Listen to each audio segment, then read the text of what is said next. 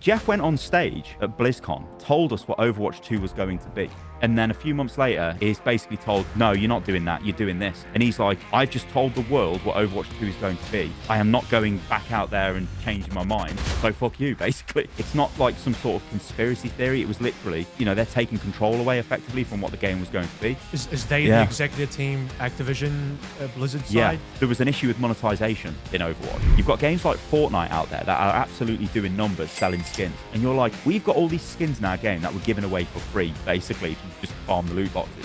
We need to monetize them. The developers, though, they don't want to make a free-to-play game. Like, they wanted to make a game like they've made every other game at Blizzard, and it's a finished product. The plan was always to get back to Titan, and Overwatch 2 was the sort of second phase of that for Jeff. Do you think PvE ultimately was a mistake?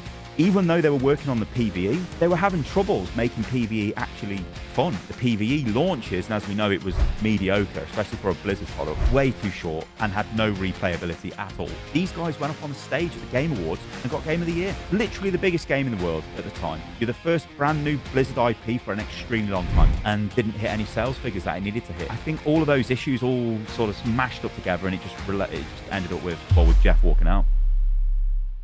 Hello and welcome to the second episode of this brand new show. Today we're switching up gears a little bit, and it's going to be a bit of a longer one, so strap in as we talk to Stylosa for the next 3 hours, a YouTube heavy hitter who's been in the game for 14 years with 5,000 plus videos. We talk a little bit about his journey through his YouTube and content creation career. Especially important are the first 4 years before he sort of gained massive traction with the release of Overwatch. We talk about some of the early days in Overwatch as well, some of the behind the scenes issues that he saw and experienced with Blizzard, his own experience talking to the Blizzard team, and in particular with Jeff Kaplan. And some untold stories there that I think would be really interesting, including why he personally believes Jeff Kaplan ended up leaving Blizzard after 19 years at the company, and especially as the game director of Overwatch. And as always, guys, if you enjoy this episode, it would mean the world to me if you could give me a like, follow, or subscribe on whatever platform you're listening to this on. And if you think someone else would enjoy this episode as well, please feel free to share this with somebody else. Thank you. And now on to the episode. Stylosa, you are probably the content creator that I know that is like the most veteran content creator. I had a bit of a look up on your channel and a bit of your history. You've been in the game for 14 years. I actually believe next month, because we're recording this at the tail end of December, and in I think a couple of weeks, maybe a few weeks, based on the publish of your first video, you're about to hit like the actual 14-year mark of content creation. Your first video, I don't know if this is your first actual video because you might have archived some of the really, really old videos, but I went back and... No, I will tell you, it was a character, it's like a character creation video, right? Yes. Yeah. It was a Rift character creation video, parentheses, video quality test, close parentheses. It was a 1-minute video, no commentary, nothing, just I think Rift, the MMO game, it was what it was, a video quality test video. And since then, you've now come 14 years down the line, 750,000 subs on your YouTube channel, 432 million views combined with over 5,000 videos. That's right, I looked up the stats, and I wanted to really put it out there to say, nice. Look, 14 years, you've got all of that going for you, which is like 432 million views is a heck load, dude. Honestly, what comes to mind for you when you think back on those 14 years? So the thing I always like to say, so it doesn't make me sound as if I'm as old as I am, is I always say I first really started uploading videos with StarCraft 2. So the launch of StarCraft 2, which I guess is like, what, 2012? Was that 2011? So maybe that basically is almost 13 years, I guess. But it never really became like... I think like a full-time sort of thing until maybe 2014 or so. Well, not even full-time. It was like the thing I was doing as I was sort of like, you get home from work and you think, okay, I need to do something with my time. And I just kind of started uploading videos. We started the channel with one of my friends called John. His handle is Kirioth. He's got his own YouTube channel now. He does a lot of like Warhammer stuff. And we sort of had this idea where we could do this like, it was almost like a poor man's Yogs cast, basically, where we were just playing games that weren't Minecraft, and it was sort of like dual commentary videos, because at the time on YouTube, it was all like, I guess it was about Let's Plays and things like that.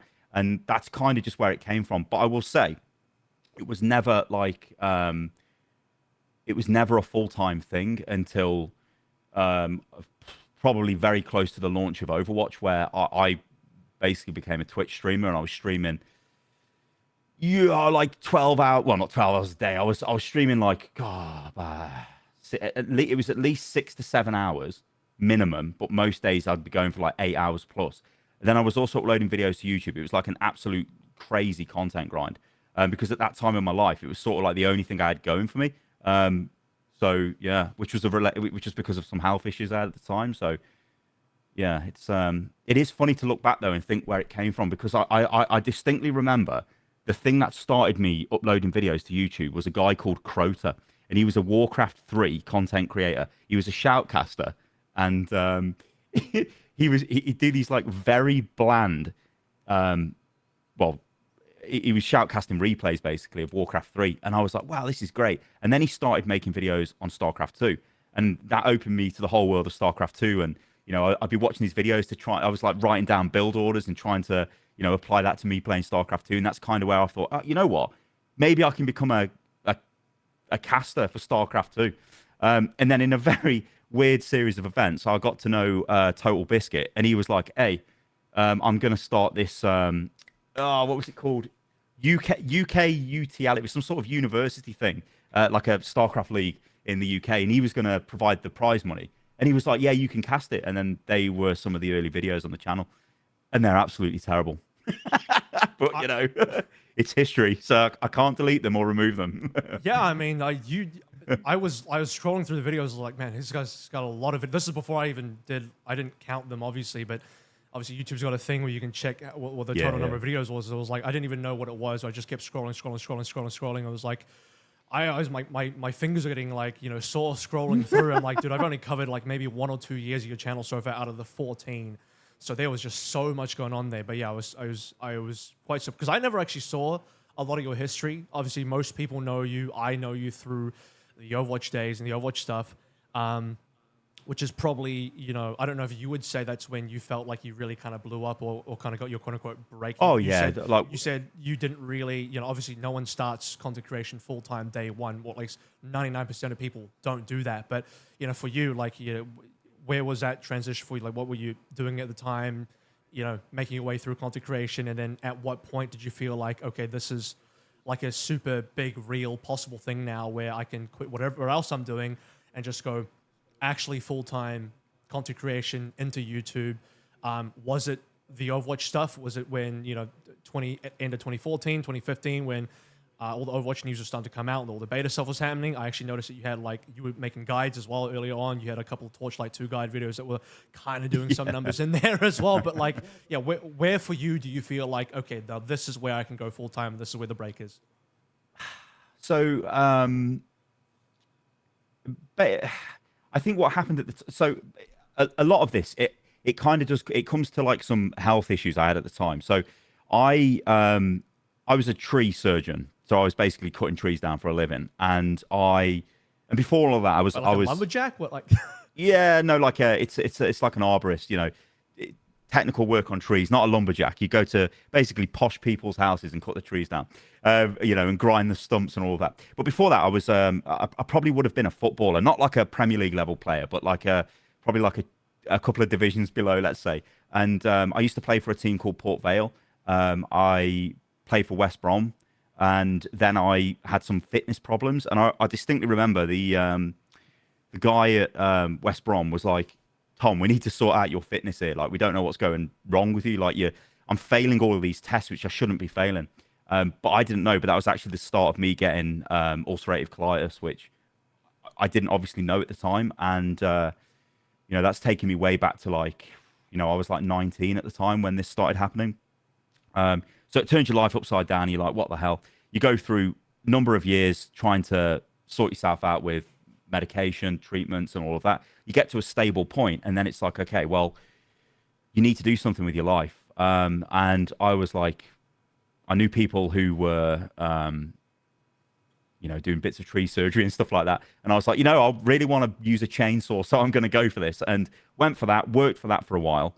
But at that time, the ulcerative colitis, you basically go through phases of you'd be in remission or it would flare. And it would flare quite often. And you can imagine these are quite physical jobs. They're quite, you get that thing on the job site, right? Oh, look, Tom's not in today. Where is he? Oh, he's not very well, sort of thing. And it was getting more and more difficult to get back into work, basically. So like in the back of my head, I was always trying to think of like, okay, what can I do which will actually, it's almost like I needed to work from home before work from home was a big thing. That was my issue, right? It's like I needed to be by a toilet, basically. What can I do? And it's sort of, my hobby was gaming, and I'd seen some people making videos. Like I'd seen Total Biscuit making videos. I'd seen like the Crota making videos, and I thought maybe I could just try and make videos. Of course, this is coming from a place where, I basically didn't have the money or anything to do it, because back in the day, it was wildly expensive to make videos.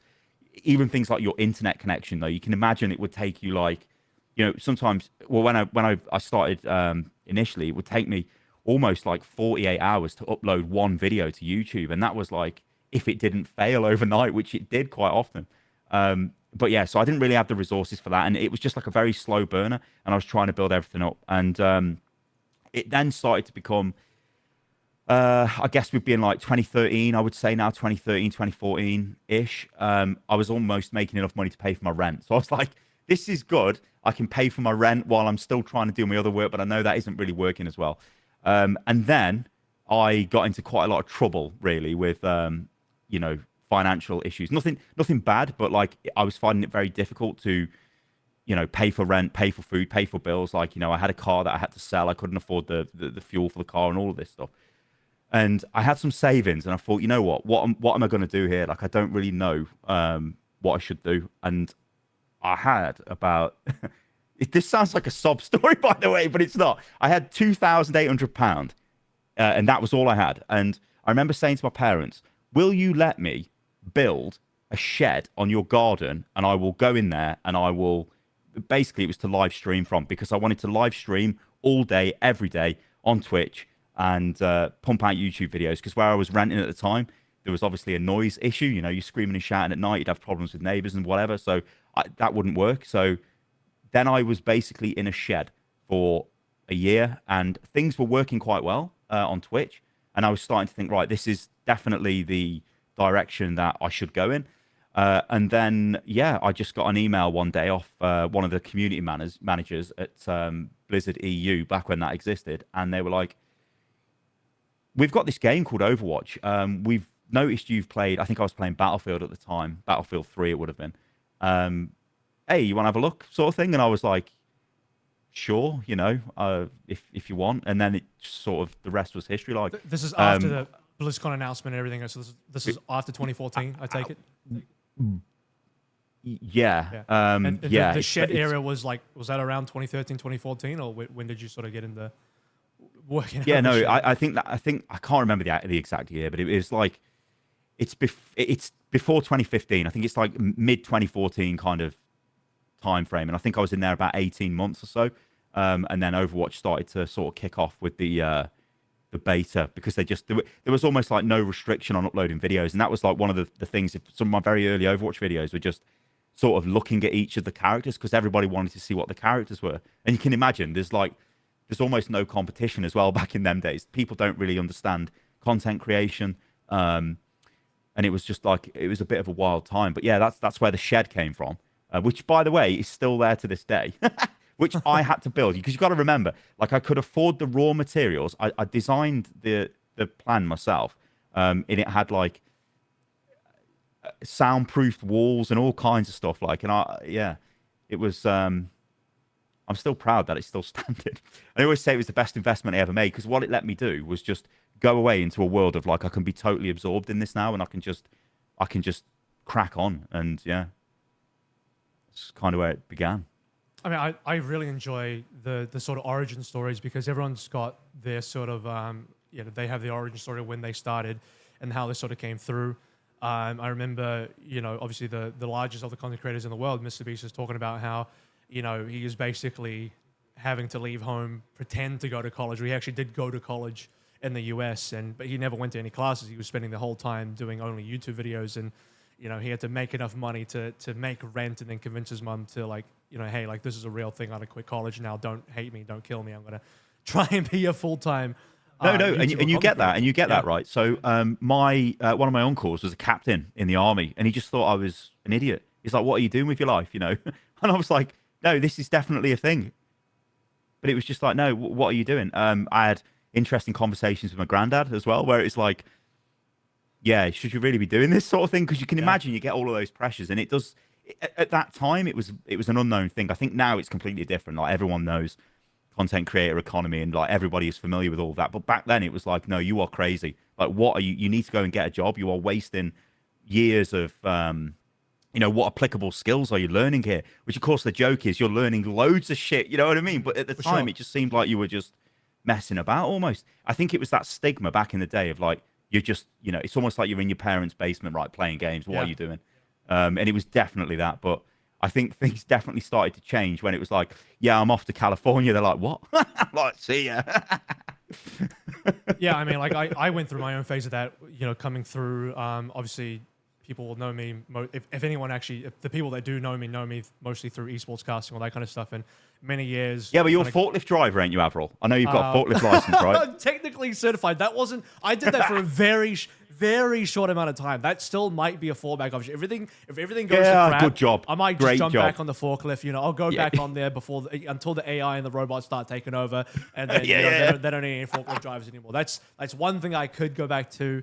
I own a pretty good car. I'm not. That's maybe. It's not that nice actually, but it's a decent enough car that I could do like Uber or something. Anyway, that's besides the point. Now, come on, I love cars. We've got to talk about cars at some point. I love cars. Okay, well, maybe we'll get into that. I'll keep a note of that. I did want to touch up on one thing though, because you spent so when I look back at your channel's history, and mind you, again, I just try to do it right now because I'm like, okay, when was your first Overwatch video? And it took me the whole time you were talking, I'm scrolling and scrolling and scrolling. It took me so long to get the first Overwatch video. And what it really says is you spent a long time, like 4 years is the gap between that very first character creator video, that 1 minute character creation video on Rift, we didn't talk at all, to then in 2015, I think at the bottom, October or November 2015, you released your first Overwatch video, I believe. And so there's a 4-year gap in there. So at what point during that time, if any, did you decide, okay, this is when it's time to go full time? Or was that a little bit later on, further into the Overwatch journey, where you're like, oh, actually, now this is making No. It was definitely. It was before Overwatch. So it was, oh shit, this is crazy now I think about it. Basically, I was streaming on Twitch, well, just in TV, then it became Twitch. And so I'm streaming on Twitch, and I'd built like this wooden enclosure that I had at the place I was living, to basically attempt to absorb sound. So it was wooden with soundproofing material on the side, not acoustic panels, actual soundproofing foam to absorb all the sound. But it was boiling hot in there as well, and obviously I was making noise, you know, so you had all of them issues and whatever. But the point is, I was making, I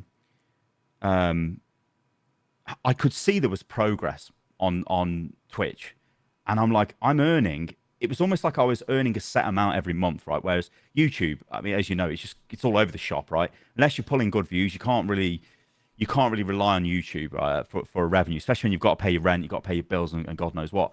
So Twitch, I could see it growing every month, and I was like, oh, cool, I'm making 200 quid. Now I'm making 300 quid. Now I'm making 500 quid. This is not including things like tips. So I'm like, okay, this is definitely a way I can go.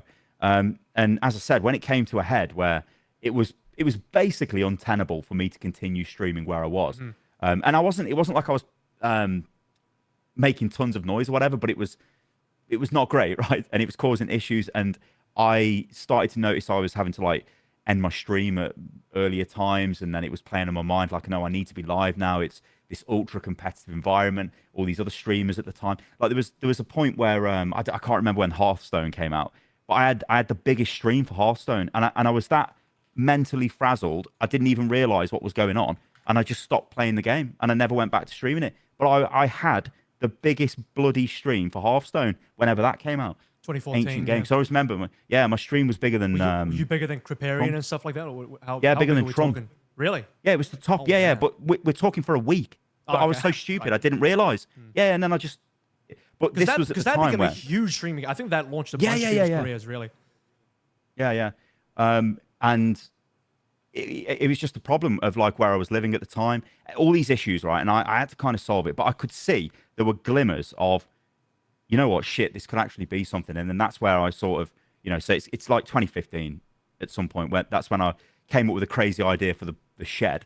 My dad at the time says, okay, this isn't like a massive thing. My parents don't exactly live in some massive house either. So it's like really small garden. And I built this thing on the garden and just sort of went from there. And my plan was to just carry on doing what I was doing. And then, like when Overwatch came out, I just sort of made a couple of videos on it. And I noticed the videos were getting a lot of views. I was having health problems again. This is like a thing which kind of goes through, it's like a vein through all of this stuff. Like I'd be in a period where I'm okay, and then I'd have a period of, it would be months and months of not being very well and finding it very hard to basically doing anything. And I could see things falling away. Then I'm trying to build myself back up again. And just this sort of like yo-yo back and forth. So it wasn't really great for like keeping any consistency. But yeah, as I say, eventually Overwatch popped up. I made a couple of YouTube videos on it because it was less stressful than sitting there streaming, because I knew I couldn't sit there and stream for like 8 hours plus, because I'd have to be, I could do 2 hours maybe. But it wasn't good enough. You needed to be online more, and I couldn't do that. But I could through YouTube, and that's sort of where it came from. And I started to, get decent viewership, and then I just sort of carried on from that. And yeah, so I think like it would have been, it's before 2016, it's before the launch of Overwatch that I was effectively full time, but obviously, but Overwatch was like when it was like, holy shit, this is a big thing. Because there was one thing that I always remembered. Do you know who Jack Frags is? Yeah, I've heard the name. Yeah, so Jack was making Battlefield videos when I was making Battlefield videos when Battlefield 3 came out. I used to play a lot of Battlefield Bad Company 2, and I think Jack did as well. But not that I played with him or anything like that, but I'd known him from Battlefield 3 days, because EA started promoting videos from content creators on their Facebook page of all places. And I'd made these videos, like really basic guides to the different classes. So you can kind of see where things have come from, right? Ultimately, that translated into like Overwatch basic guides, when that game came around. But it was these Battlefield videos, and they got a ton of views. And again, me at the time, I didn't really understand what I was doing. And I didn't stick with I didn't stick with the subject. I was like, hey, I'm not playing Battlefield 3 anymore. I'm now playing StarCraft 2. I'm now playing whatever other games, Civilization, all these games, XCOM. I'm playing all these games and I'm uploading all the videos on them. There was no like sort of focus to it. It was like, oh dear. But I looked at that and I learned from that, and I thought, if that ever happens again, and I do well with a topic, then I really should run with that topic if I enjoy the game. That was the main problem. And Overwatch was the game that, well, as we know, it got me addicted basically. And so it was like the perfect thing to like make content on, and it was like, wow, this is great. And it just kept coming and coming and coming. And that's just where it came from. It certainly got a lot of us addicted, myself included. Do you remember what your first massive video was? I think I have an idea, but I wonder if we're on the same page. It was something, the hips don't lie or something like that. It was a So there's a video that on your channel that the thumbnail's been deleted. It's been deleted, by the way. YouTube deleted the original thumbnail. Oh, was it Trace's arse. Thumbnail? It was a little too risque for YouTube, maybe. But essentially, I looked through, and that was the first video. I'm like, whoa. Because what I noticed was, okay, so you obviously, you had some videos that were kind of doing well. Your first couple Overwatch videos, you're hitting, well, I don't know what the viewership at the time would have been like, but they're still sitting in the 6-figure range. But then bam, here's this Hips Don't Lie video, which is just right now it's at 2.4 million.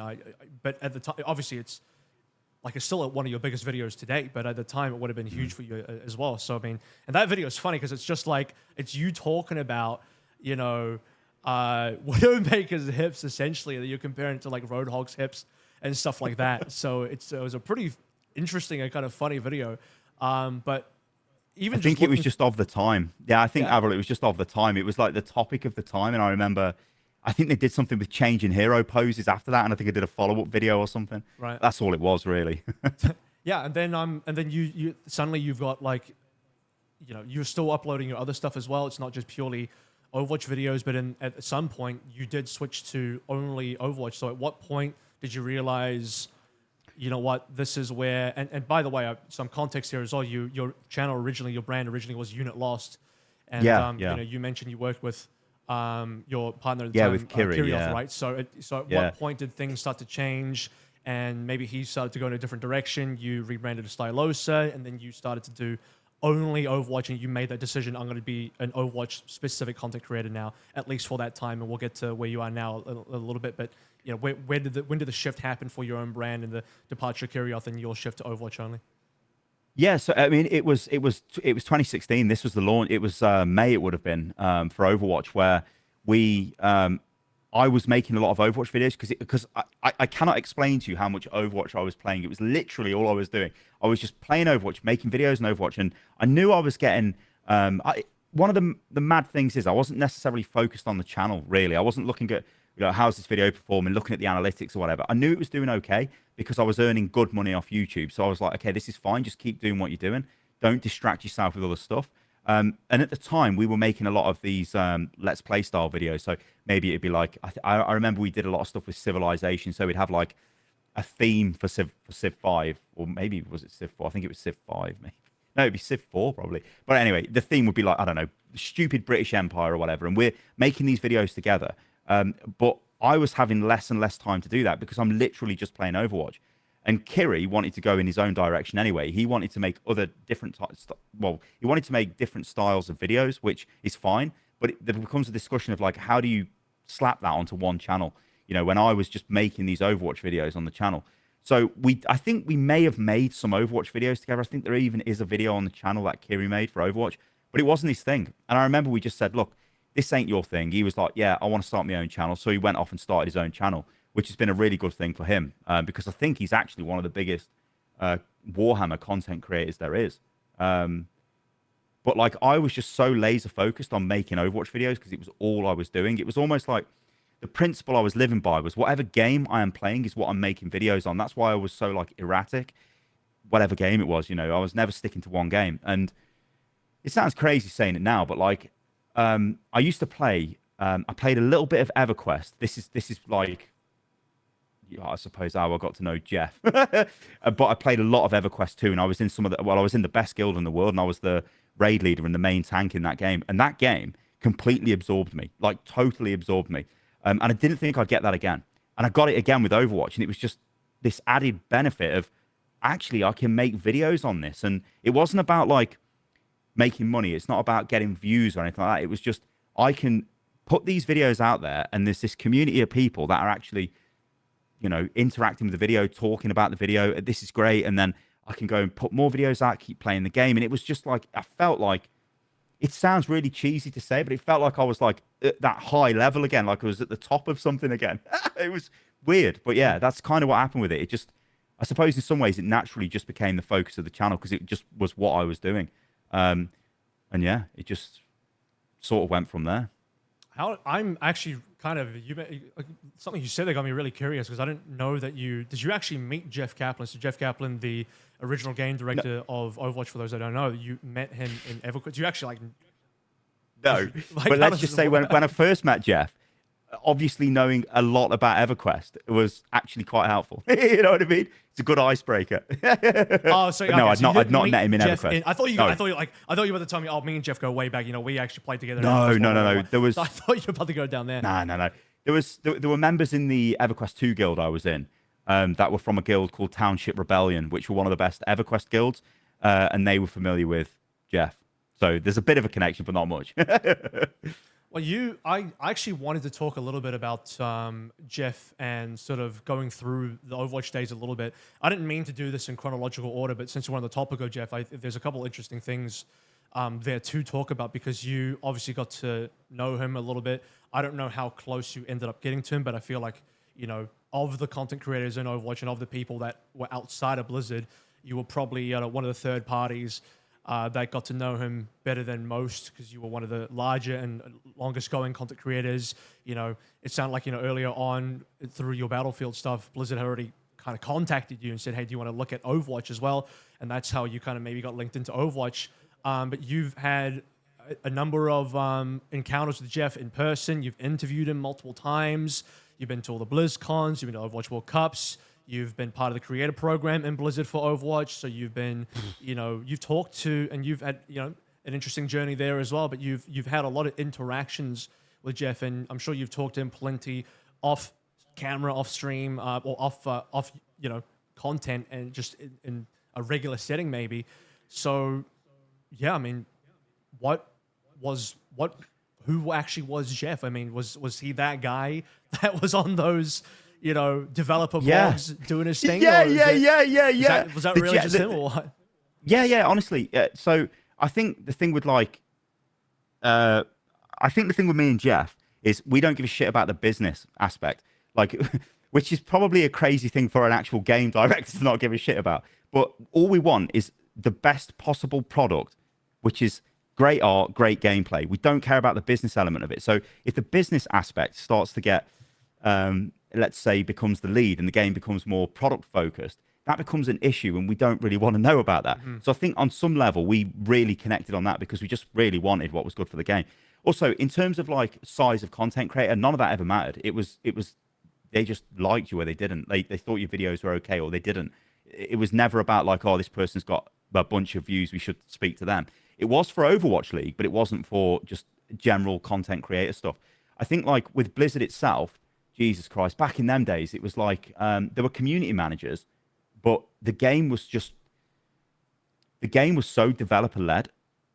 Everything went through the devs, right? There was no, if you were at an event, it was because the devs wanted you at that event, which is a pro and a con. And I would say, when I look back on all of this stuff, I don't think I ever really want to get that close to developers again, because you start getting, the lines start to get quite blurred, because, you know, if you see something you don't agree with, will you go out there and say you don't agree with it? Or is there a niggling sort of feeling in the back of your head where it's like, no, I know that guy personally, I don't want to shit on his work. You know, it's like, it becomes a big issue. But yeah, Jeff, I mean, he just wanted a game. He wanted a good game, and he delivered Overwatch. And then, yeah, as we know, there's been a very colourful sort of history with Overwatch and Overwatch 2. Very passionate, very like focused on what he wanted. He, again, I'm not sure if this is common knowledge, but when Jeff left, he sent everybody a David Bowie video, which is "Don't Play to the Gallery," and that just says everything. It's like don't play to the gallery, which is what he thought he was being forced to do. If you want to create something truly unique, you've got to be on that cutting edge. You can't just sit down and be, you know, comfortable. You need to be out there, and you need to really like push the limits. And to do that, you need to be in a position of like danger almost to do it. And yeah, but yeah, I've got like Jeff. I mean, I met Jeff loads of times. I remember one funny story actually. This was we're in Philadelphia for the Overwatch League final, and there was okay, so we're in Philadelphia, and Jeff is like a massive hockey fan, and he wanted to go. I can't remember the name of the team, but there was some hockey team was playing in Philadelphia. I don't care about American sports, so whatever. But he wanted to go and see them, and I think he got some sort of special tour or something. So Jeff had like his hockey gear on or whatever, and then somebody from Blizzard comes and says, "No, you need to go to Philadelphia, to the stadium, sorry, and do the what's it bloody called? The rehearsal." And he's like, "What? The rehearsal for giving the trophy?" He's like, "You joking me? Like, I don't need a rehearsal for that. I want to go to this." But they made him go, and he was well pissed off. Let me tell you, he was well pissed off with that. He just was like, "No, oh my god, it was bad." But yeah, then I remember we went to the Comcast tower, and we all jumped in an Uber together. I remember us laughing about like, "Oh yeah, it's on Blizzard's money." We're driving around in these Uber Black SUVs. Because they gave us an Uber voucher, which was unlimited in the app, so you could just order the stupidest, most expensive thing. But yeah, me, Jeff, and a couple of other guys, and some of the producers and whatever, we were ferried around in that, and it was, you know, it was good times. I will say though, the Comcast tower was quite interesting, because I remember standing in the lobby thinking, yeah, these guys own an AL team. What chance have we got? We got that C9 money. Yeah. I mean, we're talking about Comcast, large company. Obviously, for those that don't know, Comcast ended up being the ownership group that had a Overwatch League franchise, Philadelphia Fusion. You sort of mentioned them. And Comcast, for what it's worth, they still have teams in esports. In fact, they're probably one of the largest esports brand at the moment because they ended up, I don't know if they fully purchased or whether they just have some sort of partnership with T1. I should know this information, but I think they purchased them. No, I think they merged with them, didn't they? Right? So yeah, I mean, Comcast money, they easily could do that. So there's one thing that you mentioned that was really interesting. Obviously, the big thing that happened with Jeff Kaplan was that in 2021, April 2021, he announced that he was leaving the Overwatch team. He was leaving Blizzard after 19 years, I believe. He was the game director on Overwatch, as mentioned, super beloved guy by the entire community. I think the entire dev team thought very highly of him. Why do you think Jeff Kaplan left Blizzard? And do you actually know why he left Blizzard, actually? So this isn't as much as a conundrum that people make it out to be. It's Jeff went on stage at Blizzcon and told us what Overwatch 2 was going to BlizzCon? Which year was this, sorry? Which BlizzCon? It's 2019, right? Yeah. So comes on to, it's the 0 hour cinematics. It's 2019 BlizzCon. Tells us all the features we're going to get. You're going to get your PvE, all of that stuff. This has all been approved by the management.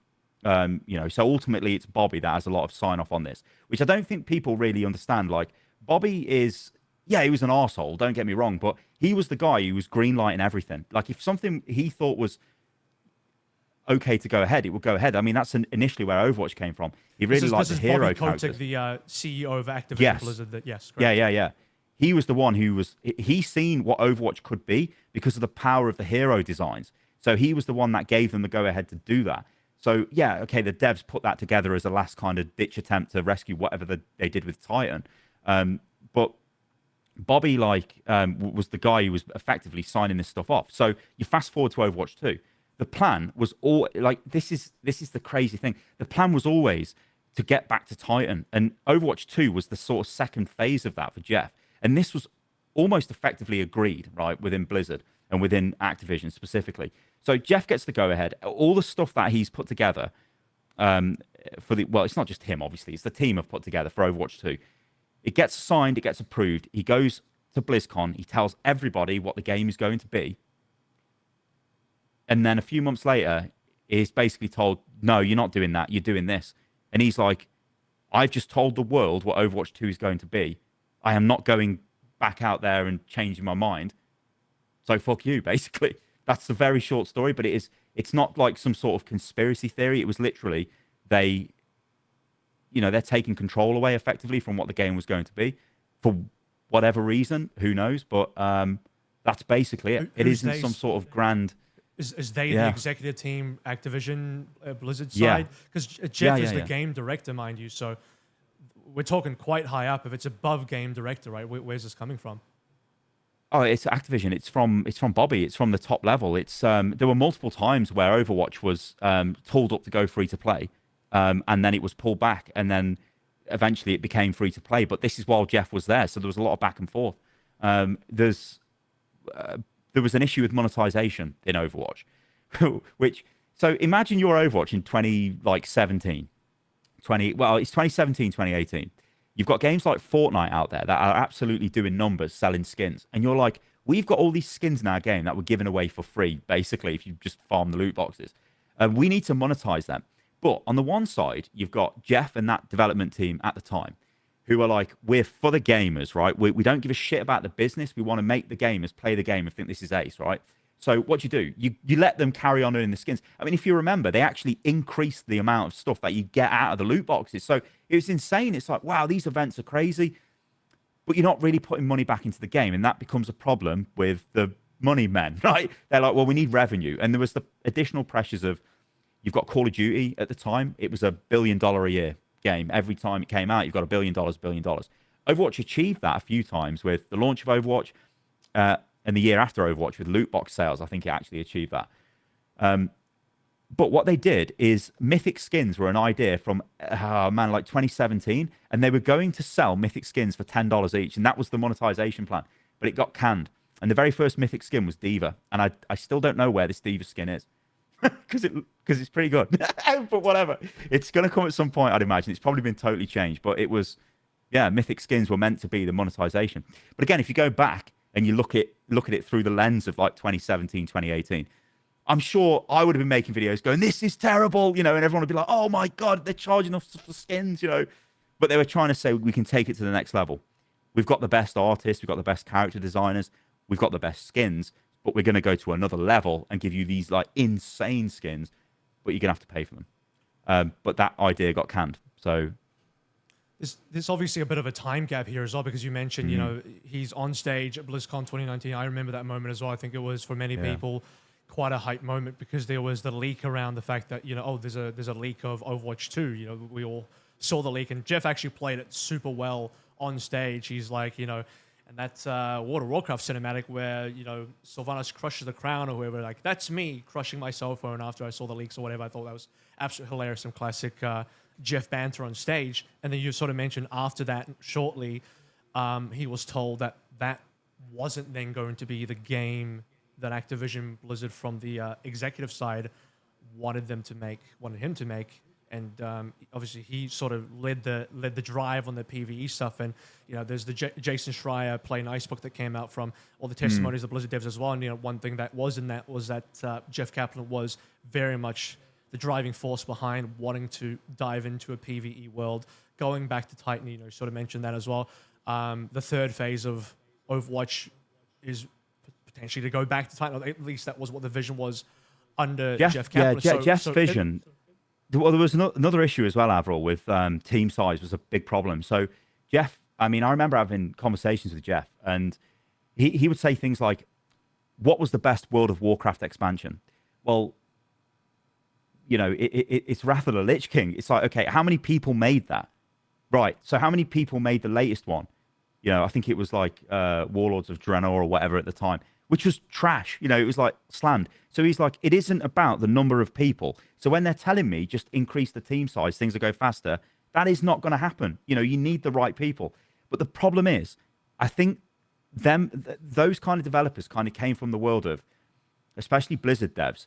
You had infinite time. You must remember these memes at the time. It was on Blizzard time. It's done when it's done. When we think it's done, because they did have World of Warcraft printing money out for them, so they could be sort of, I don't know, take a long time over things. And who knows what Overwatch 2 would have looked like if you gave it another 2 years, 3 years. But that was not possible because we all knew what was happening to Overwatch at the time.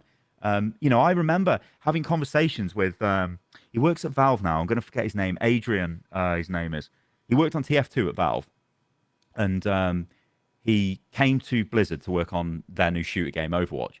And I remember saying to him, like, don't you think this is a live service game? They were like, no, it's not a live service game. I'm like, well, you're putting seasonal updates into the game. We were talking about Fortnite at the time and saying, like, look at Fortnite. It's adding all this stuff all the time. It's keeping players engaged. And they were like, no, that's not really what we're doing. We've got a plan and we're going to move on. Of course, I didn't know at the time the plan was Overwatch 2, and it always was the plan to go for the PvE element of the game. But, it's crazy when you look back and think they had a live service game, but I don't think they ever really...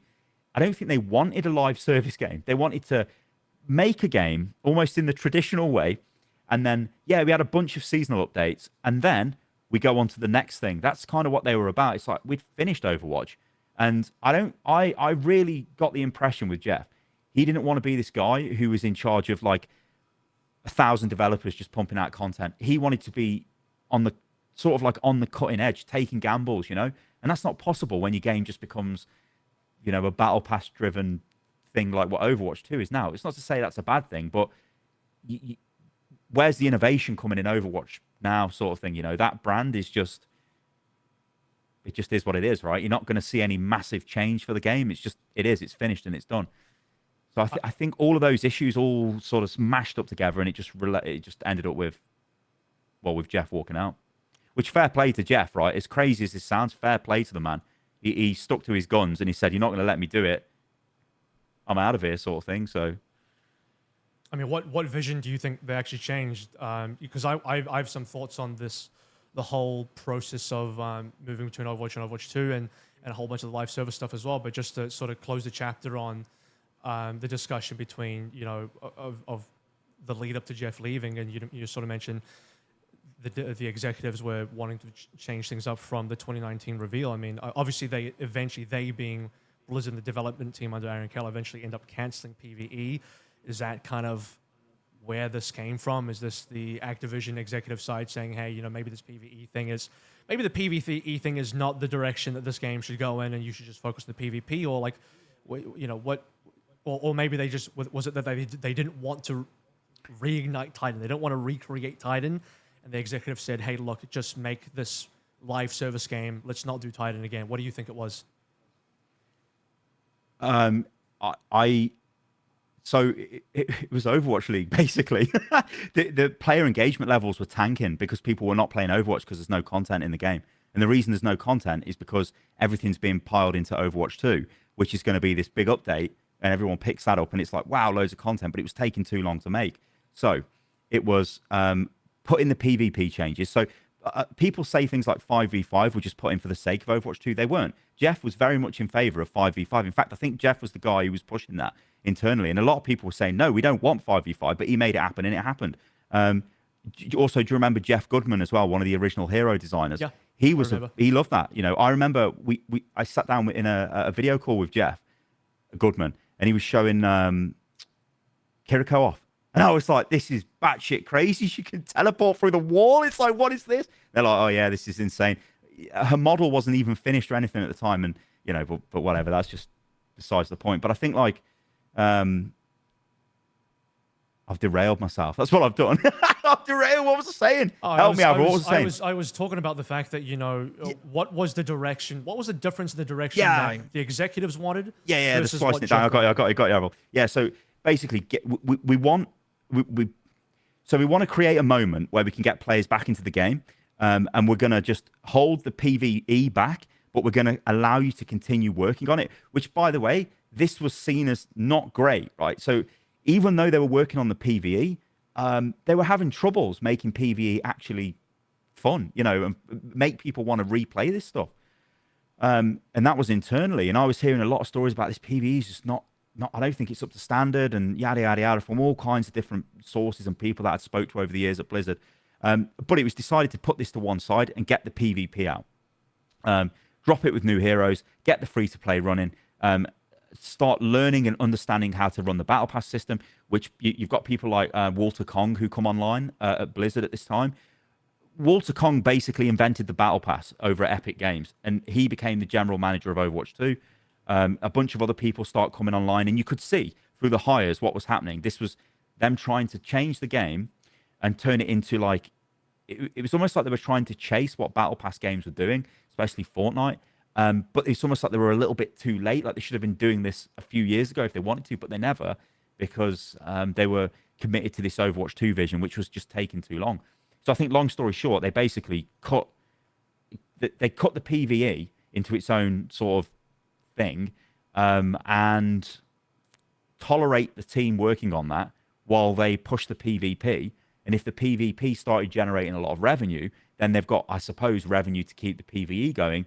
The PvE launches, and as we know, it was very mediocre, especially for a Blizzard product, and didn't hit any sales figures that it needed to hit. And so, ultimately, we've seen the PvE team removed. And I know it's like the meme with Overwatch, where it's almost like it's just running back to becoming Overwatch 1, especially with, things like the 6v6 test that we see now. And, will that ultimately become a feature of the game? Who knows, So, yeah, it was just a case of get it out the door. Sure. That's what it was. And that's a very important point, because they were very far behind. Now, look, to their credit, or maybe not to their credit, but in their defense, one of the few things that you could say is in their defense, and these are going to come off like excuses, and then very much are, but no one could predict a global pandemic happening in 2020 that definitely impacted their ability to develop the game. No one can forget the fact that in 2021, they then had the sexual harassment lawsuit, which obviously had major implications on the timeline of developing the game.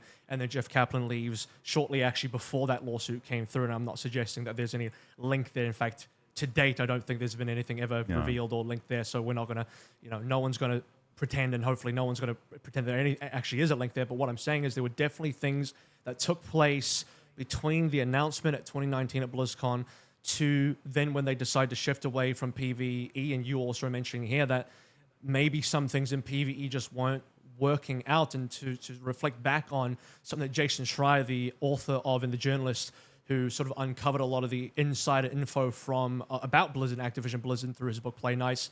One of the things, and I'll quote this, this is an exact excerpt from the book, the main reason Overwatch 2 was late was that Kaplan's ambitious vision for PvE had failed to coalesce the underlying technology of Overwatch wasn't built for filling maps with hundreds of computer-controlled enemies as a PvE mode would require, and the game's heroes were designed first and foremost to fight one another. The Sniper's Widowmaker ultimate power was to highlight the location of every enemy on the map, an ability that was crucial for battling against other players, but useless against AI opponents with predictable patterns. So really what I'm trying to get towards here is they designed a PvP game first, even though it came through from the ashes of Project Titan, the MMO they tried to make, way back when, and they realized at some point the engine perhaps isn't built to handle massive PvE enemies, and our heroes were designed to fight those enemies. But they realized this in 2017, Avril. I went to Irvine in 2017, and they showcased the Blackwatch Retribution technology off in the Blizzard amphitheater. They've got it's like a cinema, I suppose, in their head office. It's behind the museum inside the main lobby. And in there, they were showing us all the technology they'd built. So in 2017, they were building stuff. The dropships would come in on that mission. All this had to be built, and it was all custom built for the Overwatch engine. And they were talking about engine limitations, how things need to be changed up for any kind of future stuff. And of course, at the time, we didn't realize that what they were doing is they were laying the groundwork for Overwatch 2. They were trying to make PvE enemies and AI behavior and all of that kind of stuff function in Overwatch. And if you go back and you look at Blackwatch, that as a PvE mission is still quite a lot better than what we got for Overwatch 2. So I don't know whether that's because the people involved stepped away and different people came in, or maybe the technology didn't sort of end up being as powerful as they thought it might be with the change to the Overwatch 2 engine. It was So it was 2017 when a lot of that was happening. It might even have been literally Overwatch is launched and they're already working on it back in 2016, but 2017 we were definitely exposed to that with the Blackwatch stuff, because I distinctly remember that, because I'm a big fan of XCOM, and one of the comments I made was the dropship looks very similar to the XCOM dropships in XCOM 2, and it did, and they were like, yeah, that's the inspiration. And they do look very similar if you look at the pair of them side to side. So yeah, I do think this was something they were planning for a long time.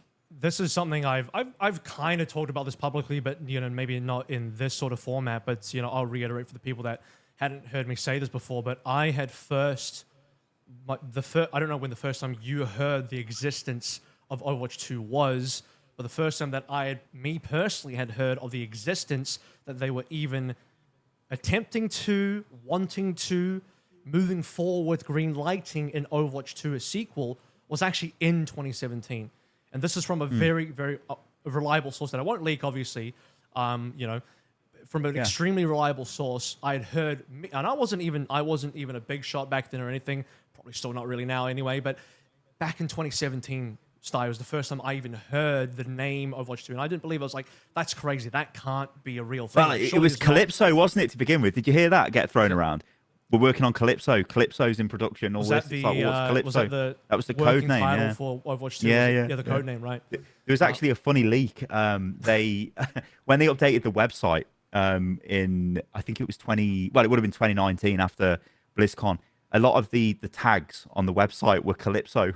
Like they hadn't even changed it. It was like Project Calypso and all this stuff. But that's what it was. I wonder if you went back and looked at some of the hirings. It might require a Wayback Machine now, but like, when did the first hiring post for Calypso show up? But anyway, my point sort of that I wanted to get towards with mentioning that piece of history is the fact that if 2017 is the sort of date, and it could have even been earlier, it could have been right after launch, Bobby Kotick walks in and says, "Hey, where's my sequel? Because I want a Call of Duty. I want a new Overwatch every year, like I have a Call of Duty every year." I think there's a very credible sense that is something that happened. In fact, I have a pretty good authority that Kotick did actually really drive the sort of, the push for, hey, give me a sequel to Overwatch. But that aside, there is a right. So there's a lot of stuff going on here. Like, it's really like this is something that would just take hours and hours to talk about. I mean, so you've got Overwatch, but then you've got Nate Nanzer with his Overwatch League idea.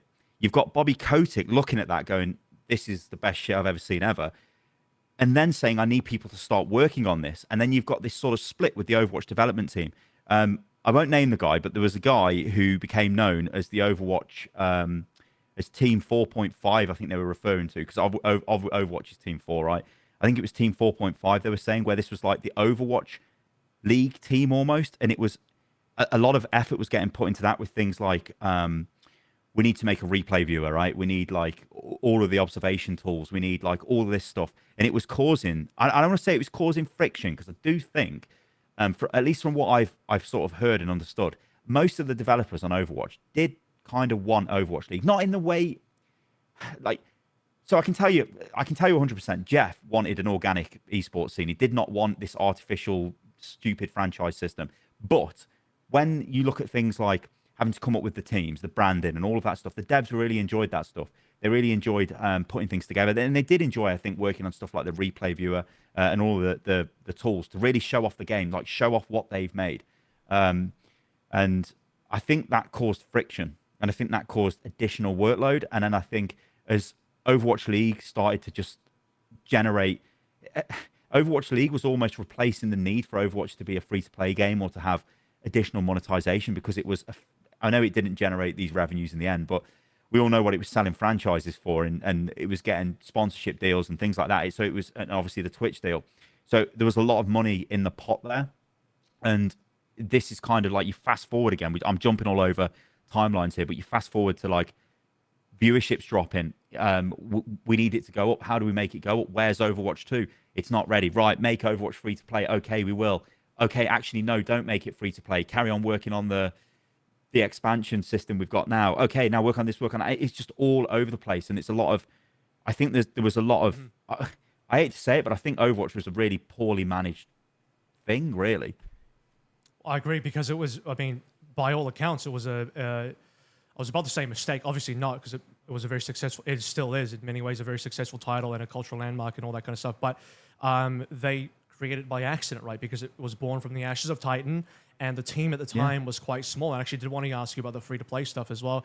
But, I mean, it was clear to me that they weren't ready to make a live service game, because I can't remember... I don't know if you know this information, but to my knowledge, the Overwatch development team for Overwatch 1, to even get it to where in 2014 and then eventually it launched in 2016, I'm pretty certain, and you can correct the record if you know better, the team would have been less than 100 people developer size for Overwatch 1. Yeah, no, it was 70. It was 70. I'm sure it was 70, right? 70. Yeah, so that's compared to what you would need for a live service, especially a modern live service.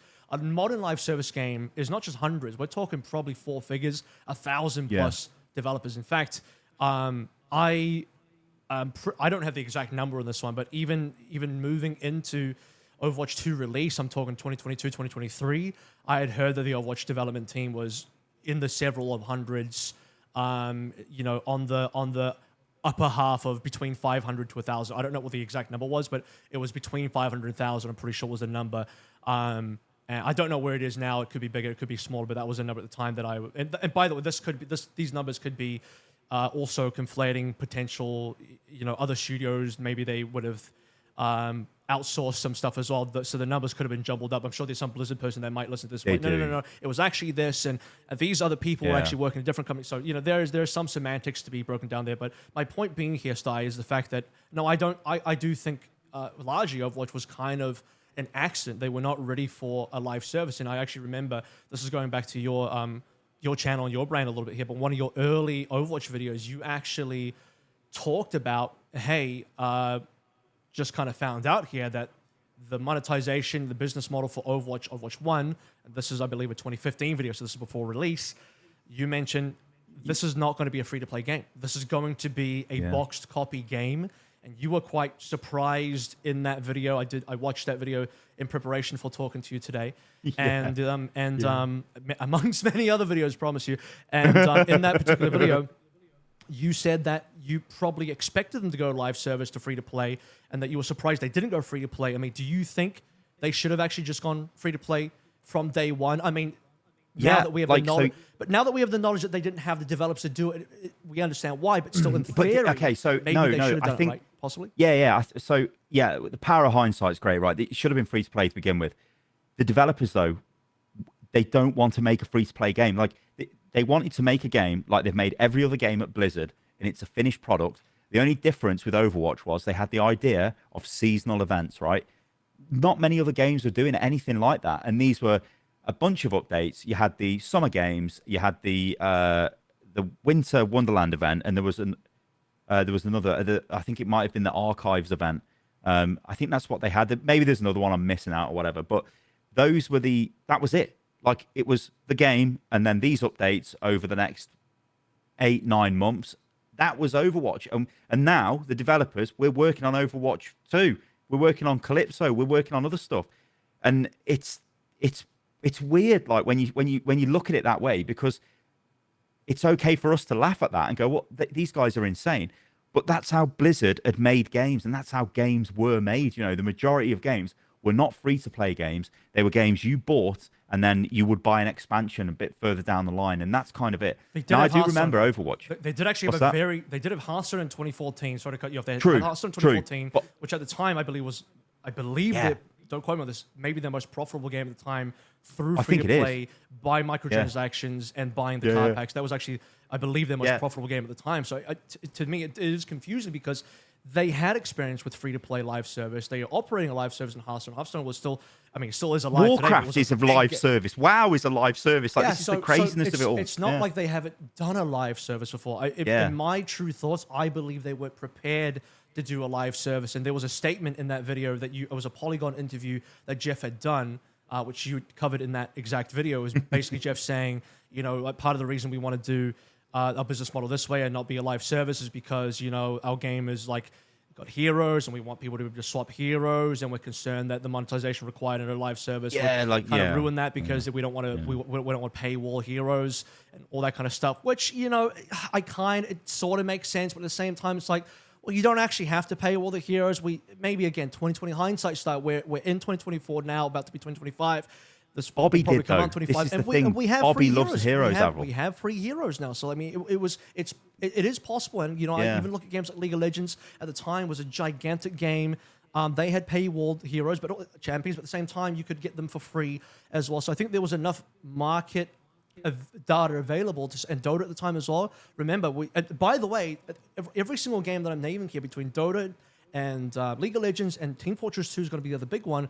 These are probably Heroes and Neweth. The giant inspirations for Overwatch. You know, I think it's pretty obvious that TF2 maybe even was the main inspiration. TF2, it is a game that went from paid to free to play. So actually, Overwatch was born from inspiration from every game that I listed is a free to play live service game style. So it is quite confusing to me. I don't know if it was maybe Jeff wasn't lying in that Polygon interview, but to me, with 2020 hindsight, I don't know if I believe it. I think it's a little lip service. It's my opinion. I don't know. What do you think? It could be. I think the only thing I ever agreed with was the lack of heroes. So we can't sell the heroes because we don't have enough heroes. That was a problem.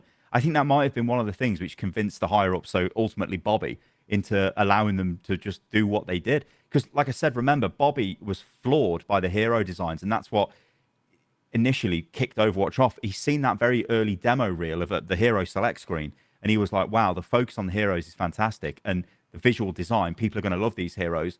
The heroes are the focus, and you can see, you know, you read between the lines there, and you go, yeah, if the heroes are the focus, surely you want to sell the heroes. And we jump forward to the launch of Overwatch 2, and there's a very famous quote here from Walter Kong. I'm ad-libbing this a bit, but he basically said, I think this might have been a Polygon. No, it was PC Gamer interview this was. And he basically said, the reason why heroes are in the Battle Pass is because they're the highest engagement thing we have. I mean, it was like he said the loud part or the quiet part out loud. You know what I mean? I'm like, I've heard that as well, yeah. Yeah, it's insane. It's like, what? But obviously we know they went back on that. So in some ways, Bobby got to have his paywalled heroes, and then they had to roll it back for probably because they weren't selling enough. I don't know. Yeah, and the other thing is like we then move into a period where, you know, to sort of also close the book on the PvE discussion here, but it's an important one.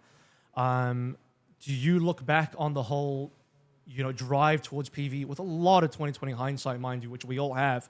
But do you ultimately think that was a big mistake from Blizzard? And maybe Jeff Kaplan, maybe this was his one, major thing that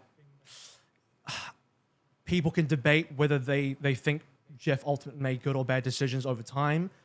But in my mind, maybe PvE was the ultimate bad decision from Jeff. Do you agree with that? Do you think PvE ultimately was a mistake? Well, I mean, at like, least the focus on PvE was a mistake, perhaps. yeah, I think like, well, his ultimate mistake would be Titan, right? I mean, that was a major disaster. It wasn't that he was particularly the only one, the head designers on Titan, but like, it's not like you said, this is another issue. Like, there isn't just one person who's great and just comes up with all the great ideas all the time. Wow, Jeff's this and Jeff's that. I know, like, within the Overwatch community, people look at him and go, oh, fantastic, like, dev update videos, and he's obviously very likable. He's very eloquent when he speaks, and and he obviously had a direction he wanted to take Overwatch in. I think, like, the problem with all of this is, like, when you look back at it, you can see the problems the game had, and you could, I think.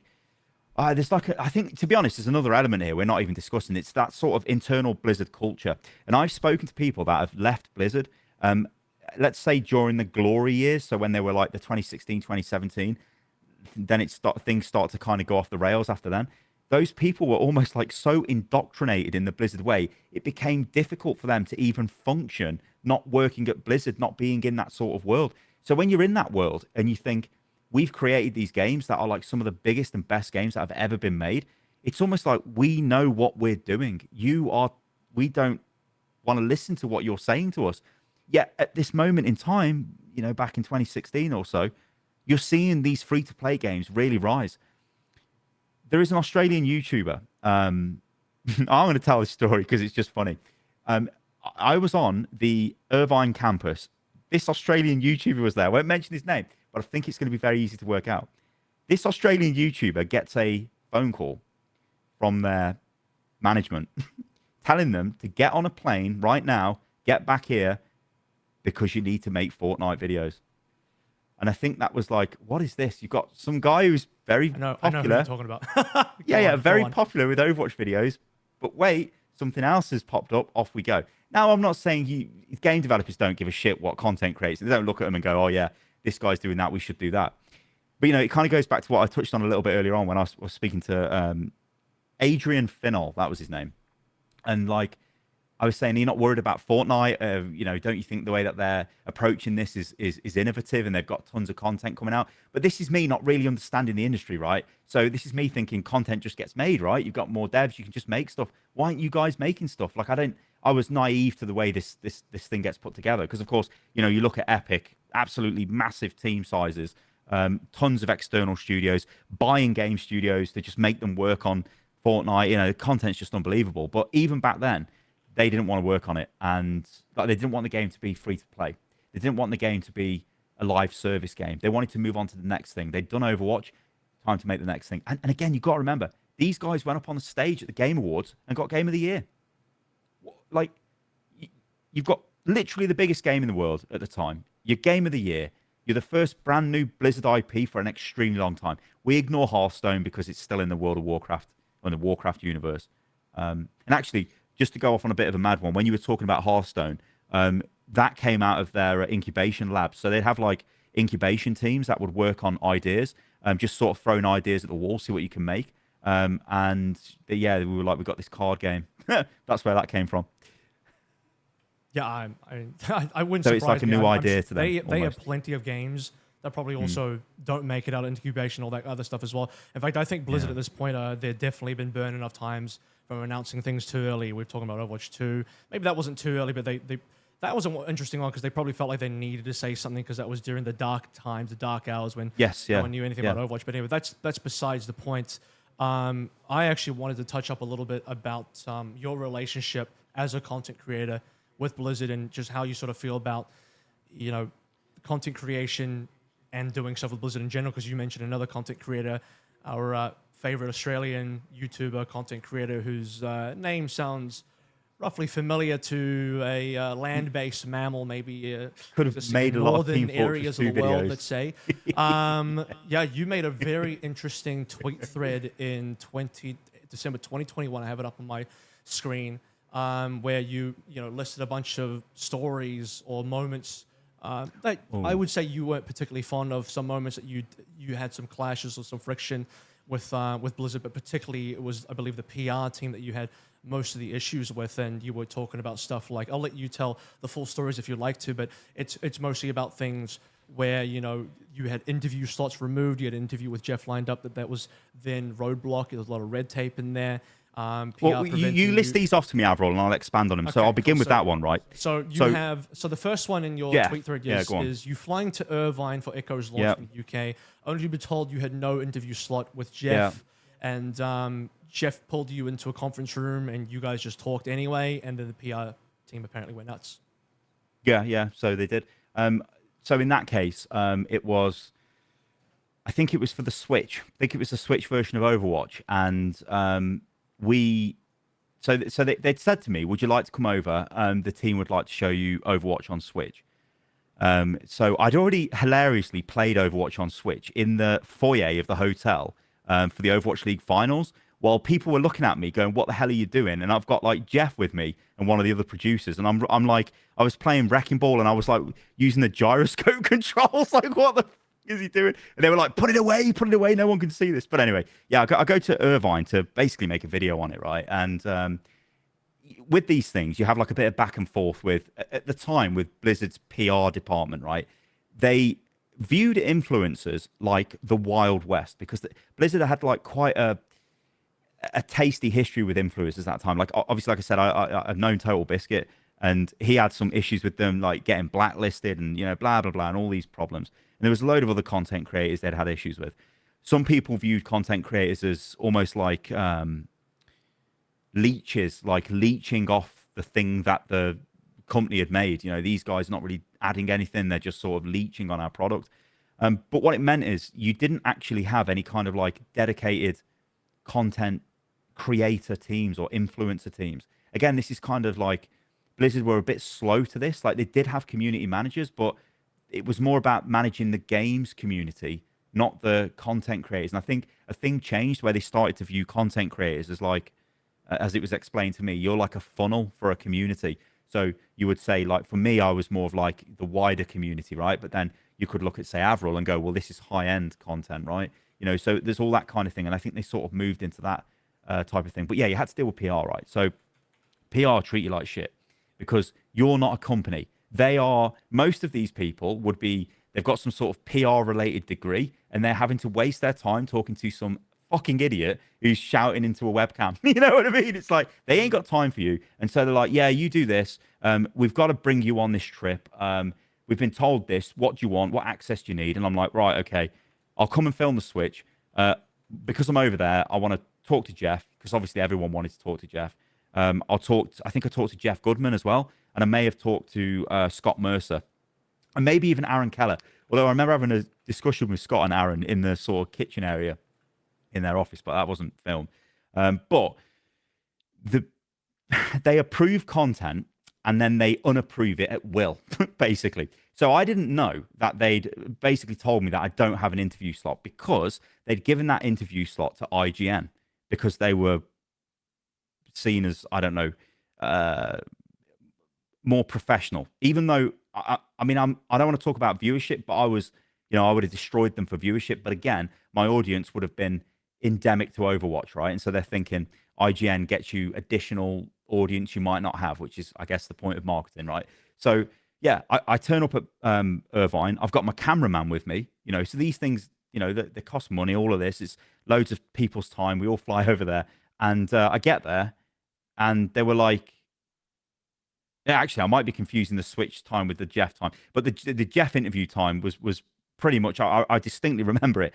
They were like, there's no slot for you. You need to sit and wait outside. Well, they didn't know that I've got Jeff on speed dial. So I'm like, Jeff, I'm literally in your office and they're telling me I can't talk to you. And he was like, fuck them, I'm coming down. And he just turns up, goes, let's go in here. We go into Hanamura because all the rooms were like dressed up with they had like full vinyl wall art for each one of the maps, like King's Row, whatever. But we go into Hanamura and sit down. My cameraman sets up his camera. I'm talking to Jeff. We're miking him up. We start talking. We're just going for it. PR are like, "Where's Jeff?" Because they can't find him, can they? Because he should be talking to someone else. Oh well, he's in this room. They come in. What the hell is going on here? Sort of thing.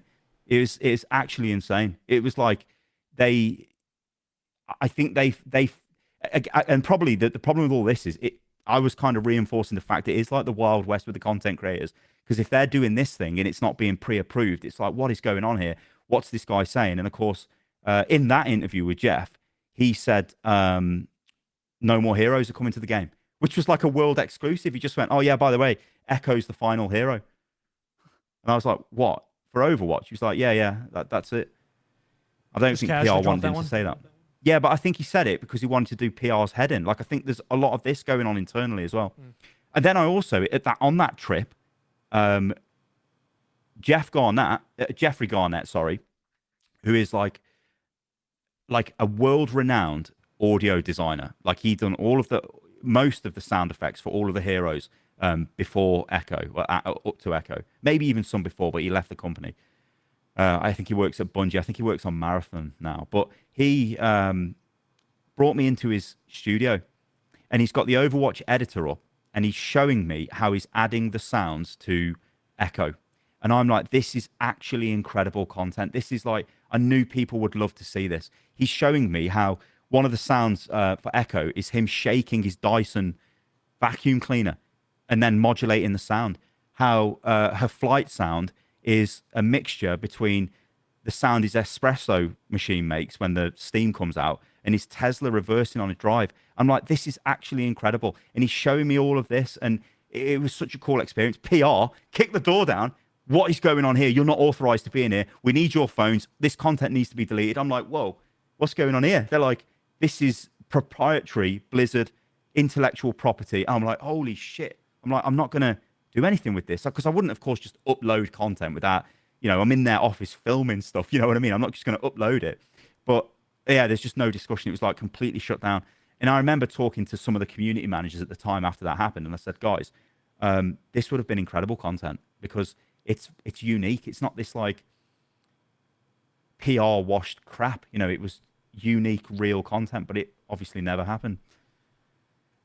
And I do want to just, I want to be able to mention as well that I do think, I don't know if you would agree with me on this, but I do think a lot of this, maybe not on the PR side, but certainly from the community manager side, how they treat content creators has changed pretty drastically over the years. And, I'd been part of the NDA program as well for Blizzard and Overwatch, and I'd sort of seen that change happen, and, the level of support and the level of communication did improve over time a lot. But we're talking a lot about the sort of the old stuff here and some of the old stories, and one thing that did come to mind as well is to sort of corroborate some of the experiences you had. Disguised Toast, which was at the time a huge Hearthstone creator. Now he's just a big creator overall, generally doing all sorts.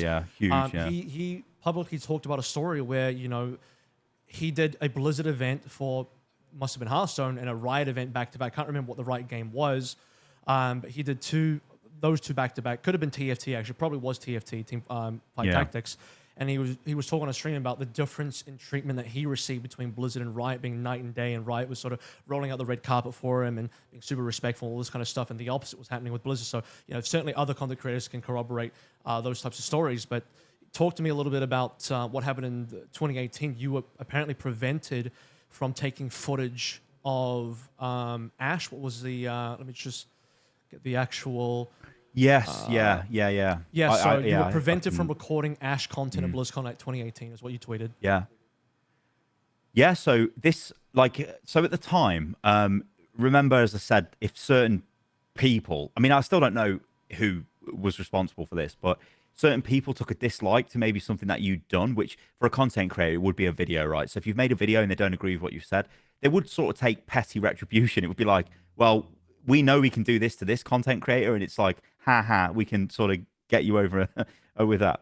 So what happened with this is, so I get to BlizzCon, and they were, so at this BlizzCon, they wanted to be streamer first, right?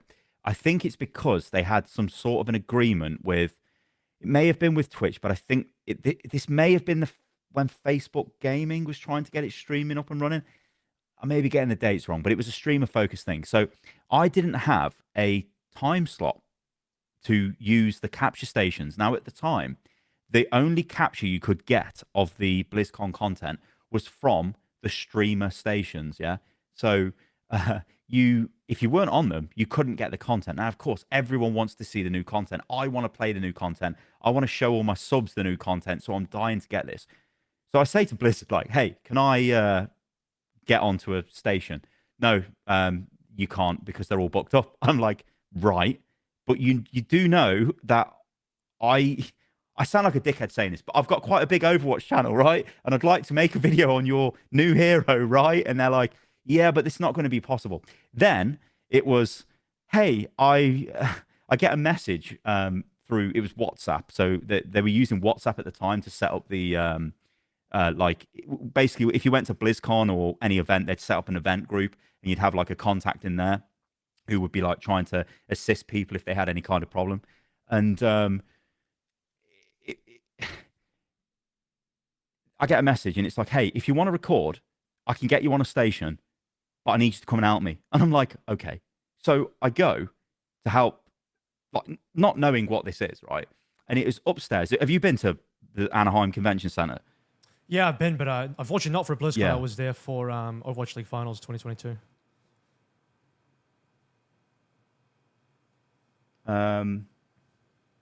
Yeah, sorry, hang on. I was just distracted. Yeah, so I went and they said to me, how can I explain this? So the most watched thing at BlizzCon is the voice actor panels, right? The hall is absolutely packed with this because you want to see the voice actors doing all the famous lines of all the characters. Now, for Overwatch, it's obviously absolutely massive. So they're like, what we're going to do is have a game show after the voice actor panel, because we know loads of people will be watching this. And we're also going to say things like there's going to be a surprise. Like there's this loot box. There's going to be this insane surprise that's going to come out of it. And it's just going to be crazy. And I'm like, okay, right. So they said to me, we need you to come and help us with this. So I don't know what this is. I go up there. They shout me in round the back. I go around the back of the stage. The hall is full. It's got all the voice actors on. And I think it was Tim the Tapman, Muselk, and there was some other content creators or something up there. And they were like, we don't have the giant loot box. And I'm like, what are these guys even saying to me? Because I'm not even in the loop here. I'm like, what are you saying? They said, no, what we need is something recognizable that can go on the stage at the end and be the thing that they've been trying to guess what is in the loot box. And I'm like, right, if you do this, we'll get you access to the station. So I'm like, what are these guys? And then they're like, we've got this yellow t-shirt. We want you to dress up like Punch Kid and walk on the stage at the end. And I was like, I should have told him to get fucked. You know what I mean? But I didn't, because it was like my mission was to get Ashe footage. So I was like, okay, and I did it. And then obviously it's not great. But then I went and recorded Ashe, and I don't know whether, I think the video got millions of views or something. So in some ways I was like, I felt okay because I'd done it. But in other ways I felt that is horrific. Like they didn't give me access to the streaming stations. But if I played and danced to their stupid tune, which by the way, this loot box was meant to be, you know, I've got it actually. So it's one of my dog toys. This thing, the leak, this was meant to come out the loot box, a massive one, a life-size one. And the community manager at the time was going to dress up and jump out of this big metal loot box going, wah! But the loot box got held up in customs. So they didn't have the loot box. So instead, it's Stylosa walking on the stage, this Punch Kid. And what the fuck? You know what I mean? It's like, what the fuck? For the audio listeners out there, Sty was holding up I guess it is like a plushie of this like orange noodly looking character holding a leak. So it's the Pachimari's friend. Yeah, it's like a Pachimari friend. Yeah, but kind of thing. So get this, Avril. Get this, Avril. This you'll love this. So then for 2019 with the Overwatch 2 showcase, they approached me. Sty, we want you, XQC, Seagull, and Fran to live stream on your streaming channels. So do you know what I said to them? Yeah, I will.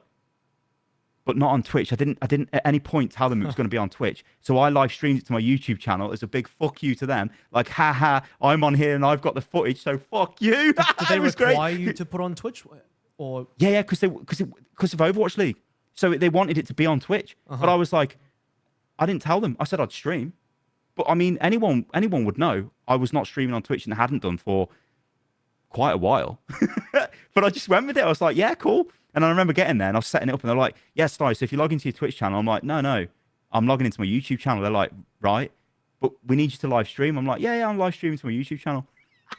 The irony there is that then obviously took the deal with YouTube/Google the year afterwards anyway, which is there's and then they come to me with sponsor deals, going, "We want you to live stream the final." I'm like, fucking hell, okay. Oh dearie me. So since then, do you still have any sort of existing relationship with, the content creator team, the community management team, anything at Blizzard? Or their PR, did things end up, softening over? Did you end up, ironing things out, or did things unfortunately just continue their way they were? And did maybe that contribute a little bit to, some of the negativity that came through from not even just you, but many content creators, many Overwatch content creators at the time had a lot of negative Overwatch type of videos. Did that impact things at all? Or because I want to get into that as well. I think like a distinction needs to be made. Like the EU content creator team. So they're community managers from EU who were based in Versailles in France. They were fantastic, but they didn't have any power. It was all the US guys who were making the decisions. So it was quite frustrating for those guys to get anything done. And then so when I did my first interview with Jeff, I think it was about, it may have been about role queue coming to the game. It was something like that. And I emailed Jeff and just said, look, I want to make this. He's like, yeah, no worries. Let's just get on a call and do it. Well, Blizzard then emailed me and like, right, you're emailing Jeff. Why? I'm like, well, because I want to make a video with him. Because again, this is me sort of being naive, right? I don't want to ask the EU guys. I don't want to ask PR because I know they'll just tell me no. EU will say, we'll really try and do it. But then PR will tell them no. Because in the hierarchy of the company, community managers are just like dirt. Like the PR guys are just telling them whatever, get lost. You do as we tell you sort of thing. And yeah, there was some interesting emails back and forth there. And then ultimately, Jeff was like, I'll make this happen. And it did happen. And that was sort of an interesting anecdote. It happened, but then you probably got buried by PR right afterwards. Yeah. You get restricted. Like, so you talk about the content creator program that they've got at the moment. I mean, for a while, I was not in that. I was in it. And then they changed the system and had like a different style of NDA or whatever they were running at the time, and I was just not in that. And then they said to me after a few months had gone by, Sty, why are you not reacting to this stuff we're putting in the thing? I'm like, what are you talking about? I'm not even in this. And then they tried to make out like, hey, well, we missed you sort of thing. I'm like, oh yeah, I'm sure you did. But this would have been, at the time, I'm ragging on the game's monetization quite heavily. They don't want me involved in that, so they are very picky with that. In terms of like people I still know and people I talk to, yeah, I know the guys from EU. They're great. Like, I won't name them, but those guys are great, and they've all gone on to pretty good things. I know some of the older community managers from Blizzard back in the day. Some of them, I'm sure, don't like me. Some of them do. The current ones now, I think the system is like, I think the only benefit really now is that there is a way for them to speak to the content creators without any of the noise, if that even makes any difference in this day and age. Because I think like you go through, like I'm a very firm believer of, you do not need any kind of support from any developer to make any videos or anything work in the content creator world. In fact, it can be a detriment to it. It is nice to know, don't get me wrong. If you know there's going to be an update and you might know the details of that update, it is nice to know in advance. Yeah, sure. But it's not going to be the be all and end all. There will be people out there who put better videos together on the same topic, or there's just all of that. So I wouldn't, I've seen content creators almost like begging for developer access, and I'm thinking this isn't really what it's cracked up to be, which might be rich of me to say, because obviously I had a lot of developer access through trying to sort of like build those relationships with developers directly. But as I said, even in this video, I don't even think like this is not something I'd do again. I look at the way my channel's gone and the type of videos I make now. I don't have any sort of want or need to get to know like Helldiver developers or let's say, Rivals developers or whatever other game. I don't really care. I'm fine being in my own little world. But that's having the experience of that access. I will say, as someone that is like, I'm not like really on the inside because there's levels to the NDAs and there's levels to the creator access, and I'm a pretty small fry compared to the guys that are actually getting the really good access. But to my experience in the last 2 years, or the amount of time that I've at least been among this sort of program, my experience has been pretty positive, and so I think things have at least changed. And this is from the US front as well, by the way. I don't talk to anybody on to any other regions. So at least in the there's no other regions. There's no other regions. Yeah, I mean, I haven't. Just US, to be clear, though, I also haven't run to PR. And maybe at some point I will, and then I'll have different feelings about it. But I did want to touch up on something you mentioned a little bit earlier, because you said some of the content at the time. You were kind of ragging on the monetization, maybe justifiably so, but there was definitely a shift, and again, not just from you, but from the general content creators that we saw, and maybe the community sentiment as well. Do you sort of remember, or able to pinpoint a time when, okay, things are starting to get a little bit weird, and now negative Overwatch content is kind of where things are headed? And I don't want to say it's like, oh, this is just a trend where everyone just kind of doing it because everyone's doing it, but like, maybe there was some real frustrations that were happening in the game as well. But sort of when did this sort of start happening? Do you have any thoughts on, just generally speaking, like negativity and content and how that shift sort of came to be? Like, so I like, when I was talking with Blizzard regularly, I would say to them, like, you are suffering a lot of issues here because things are not being explained. If a certain content creator has a question and they could get that question answered, it might cause you a lot less pain in the future, whether it's like misunderstanding a balance change or something as simple as that. So you really need to start talking to these guys. You need to build that system. And the very early Discord, which I won't name who set them up, but they set the Discord up, and it was really interesting because you had Jeff in there, you had other developers in there who would literally answer questions if you had any issue. Like, I don't understand this, what does this mean? And they would give you the information. So that was helpful because it would stop a lot of misunderstanding. Because I think one of the worst things for developers is if things start getting traction that are not what they intended and they've got no way of defending themselves. I mean, this is going off on a little bit of a tangent, but I had a Helldivers developer, in the middle of the year contact me going, Sty, you're in a video saying that one of the weapons is basically exploding shrapnel a bit too close to people and killing them. But he was like, actually, no. And he's sending me exact timestamps to my video going, you can see it detonating on the shield here, and that's what's caused the shrapnel effect and killed you. But then in the same sentence going, but also it is broken. I'm like, what? So you get weird things like that. So you can understand from like a developer's perspective, it's frustrating if you've got these people out there who are getting really confused and making mistakes. And if you could speak to them, that might help a little bit. But yeah, to your point of like when I think negativity came in, I mean, in the Overwatch era, it was when the content drought was just never ending. It was, what are these guys doing? And they were almost making it worse for themselves because they weren't updating the game. And content creators, if you're making essentially daily videos on their game, in my case, you start thinking like, well, what are these guys doing? Are they abandoning the game? It becomes like this internal debate you're having with yourself, like, what's going on? You see other people talking about things, you're like, yeah, that's an issue that needs to be fixed. I mean, I remember when Brig first came out, it was like, oh God, this character's really, my video, and I was like, wow, this is insane. What a hero. I think I'm even laughing to myself, like, if I'm this good on the hero, it must be absolutely giga broken. I'm obviously, bashing through shields and all kinds of stuff. And it's like, there's no communication, there's no changes you're starting to see come in. You're seeing problems, they're lingering for longer. And again, this is all because they were working on Overwatch 2. They weren't working on Overwatch. And it was almost like they did that in their spare time, it felt like. And maybe that sort of built up a sentiment with content creators. But it becomes difficult, right? Because obviously you do get like drama baiting content creators who will just do stuff for clicks and reaction. You'll get content creators that maybe follow like the narrative or whatever's going on.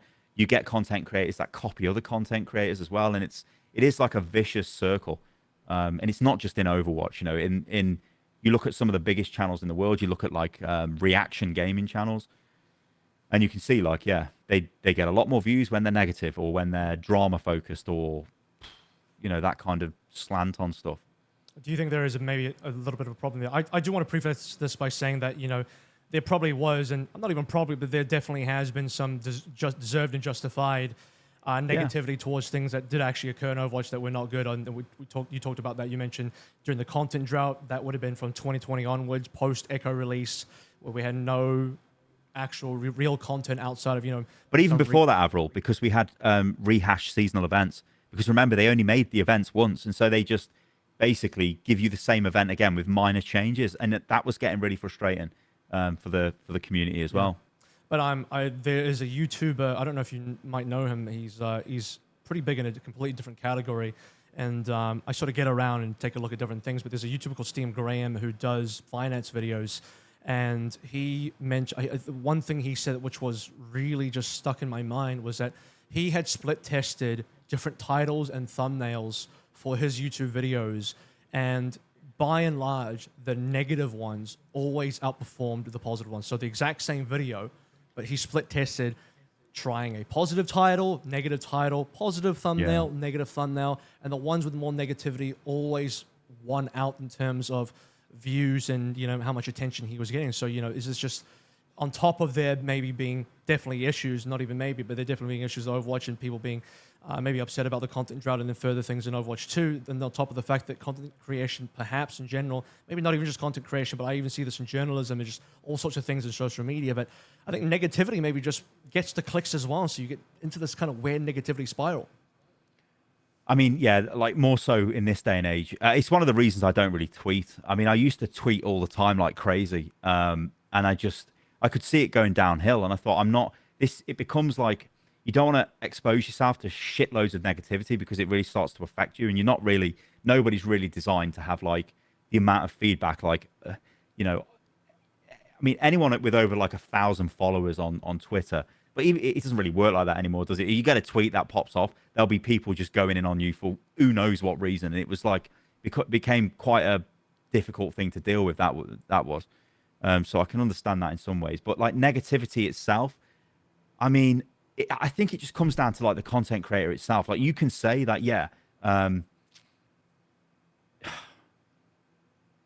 if like some topics are inherently negative, we need to talk about a certain like, I don't know, like I'm trying to remember some of my not recent, but my modern Overwatch 2 videos, like things about skin prices. I remember there was a like a $30 Kiriko skin or something in the thumbnails, like $30 for this sort of thing.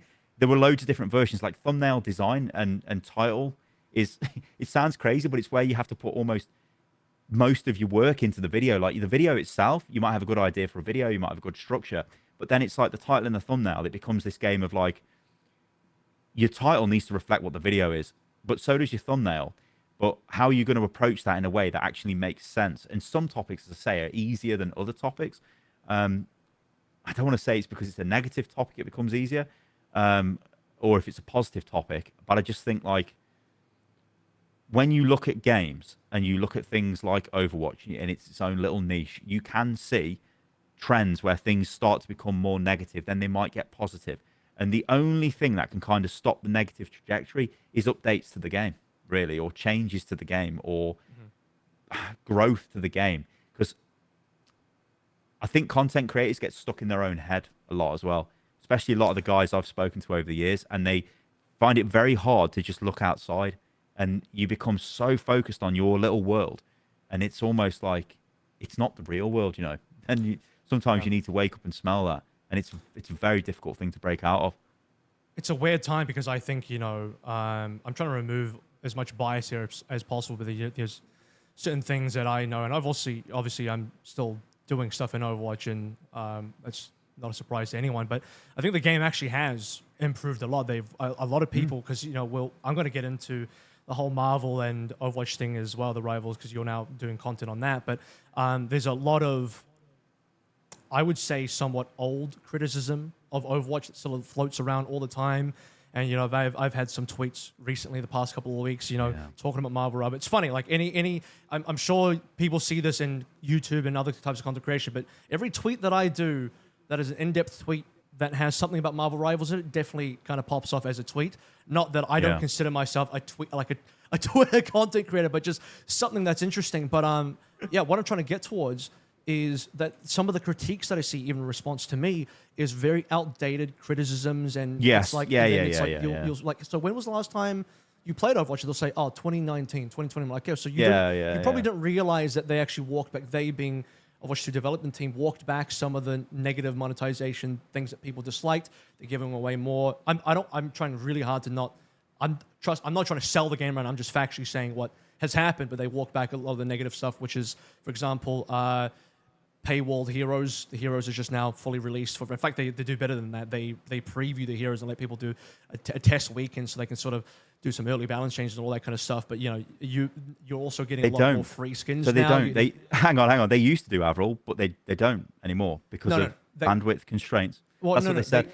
Well, I mean, for the last couple of heroes, for Venture and Hazard, they did a free Sorry, you know I thought okay, yeah. So like a weekend. Hang on. Season, where you play the hero and you get the test and and all that kind of stuff. So that's what they used to be even deeper though. They used to be even deeper. They used to run an actual server, like some experimental server or some other realm. But to finish my point, the other thing as well is like it's stuff like obviously the heroes being locked behind battle passes and all that kind of stuff, but the fact that they're giving away more and more free skins. You play an event now, you get way more access to legendary skins that would have costed you $20+ before. You get that for free now if you play the event.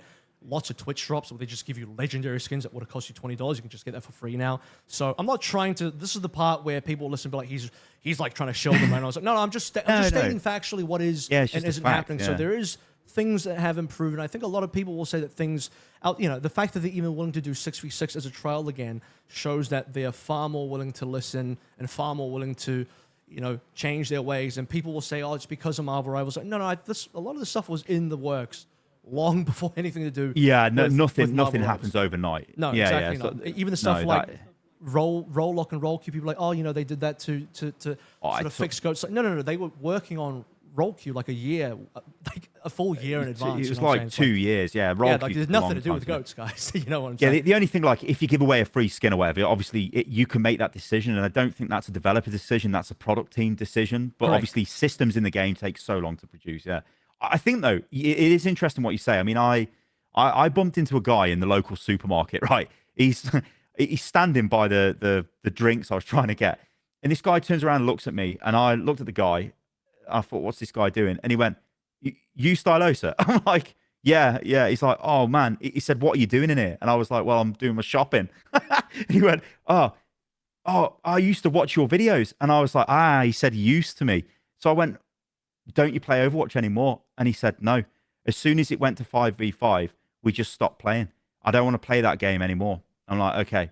So the sort of moral of that story is, as soon as a player becomes apathetic to the game for whatever reason, in his case it's now 5v5, it's very hard to get them back into the game. So it doesn't matter if you then just step back and go, oh no, 6v6 is back, oh skins are free, oh this, that and that. It kind of doesn't matter. It's like you lose them. Like, at least in my head, it's like you have these moments where you create a big wave, and that would be the launch of your game, or the launch of a major expansion, the launch of a big thing, like some major update. Overwatch 1 had that quite frequently through its lifespan.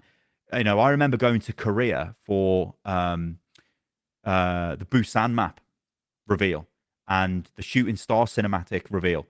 And these are like a moment where the game has mega hype behind it. You've got cinematic assets being deployed to just basically, well, it's for Diva's story, but also it's because we've got the Diva map coming to the game. It's like, wow, this is insane stuff. And you could see they were creating these moments, and then they kind of stopped. I mean, I think what killed them basically was the whole content drought, because that's when it hit a wall. Things had just stopped, and then you're not getting animated shorts. You're not getting any kind of things that you were used to getting. You're not getting those moments in time. But there is one big moment in time coming, and it's the Overwatch 2 launch, whenever that might be. And of course, as we all know how that turned out. But then even when Overwatch 2 launched, it's like, okay, I mean, this game got I think it got 1.9 million viewers on Twitch concurrent. Something insane. Yeah. I was like, you fuckers, basically. You have not got enough to warrant this focus. You got the eyes of the world are on you. And it was like one of the... in some insane way. It's that was like their one Half-Life shot, 3 right? launching. Yeah, it was the shot. It's like when Half-Life 3 comes out, everybody on the planet will play that game. If it's terrible, you'll be like, what the hell is this, right? But it was almost like that for Overwatch 2. It's this mega moment of like, you are on the world stage again, and all you're showing people is bloody Push and Sojourn. I don't think Junker Queen was in the very early build. She may have been, but I think it was just Sojourn, right? Can't remember. I remember the first beta Toronto. was Sojourn plus Queen, and then Kiriko came on the actual Yeah. release.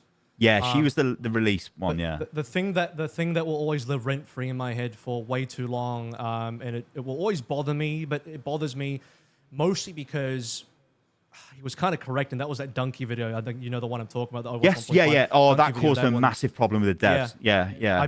I bet. Yeah. But it's one of those things where, you know, I think, at least to me, this all comes back down to the decision to go to Overwatch 2 in the first place, the whole focus on PvE. And then another thing that came through from the Jason Schreier Play Nice book was the fact that, you know, the devs basically, at least somebody from a whistleblower capacity or whatever, admitted to Jason Schreier that they had only worked on the PvP for 1 year. It was the quote was, I'm going to butcher the quote a little bit here, but paraphrase, it was something like Jason saying the gaming Overwatch 2 doesn't look complete. And whatever developer was talking to Jason was like, that's because it's not, because we only worked on it for 1 year.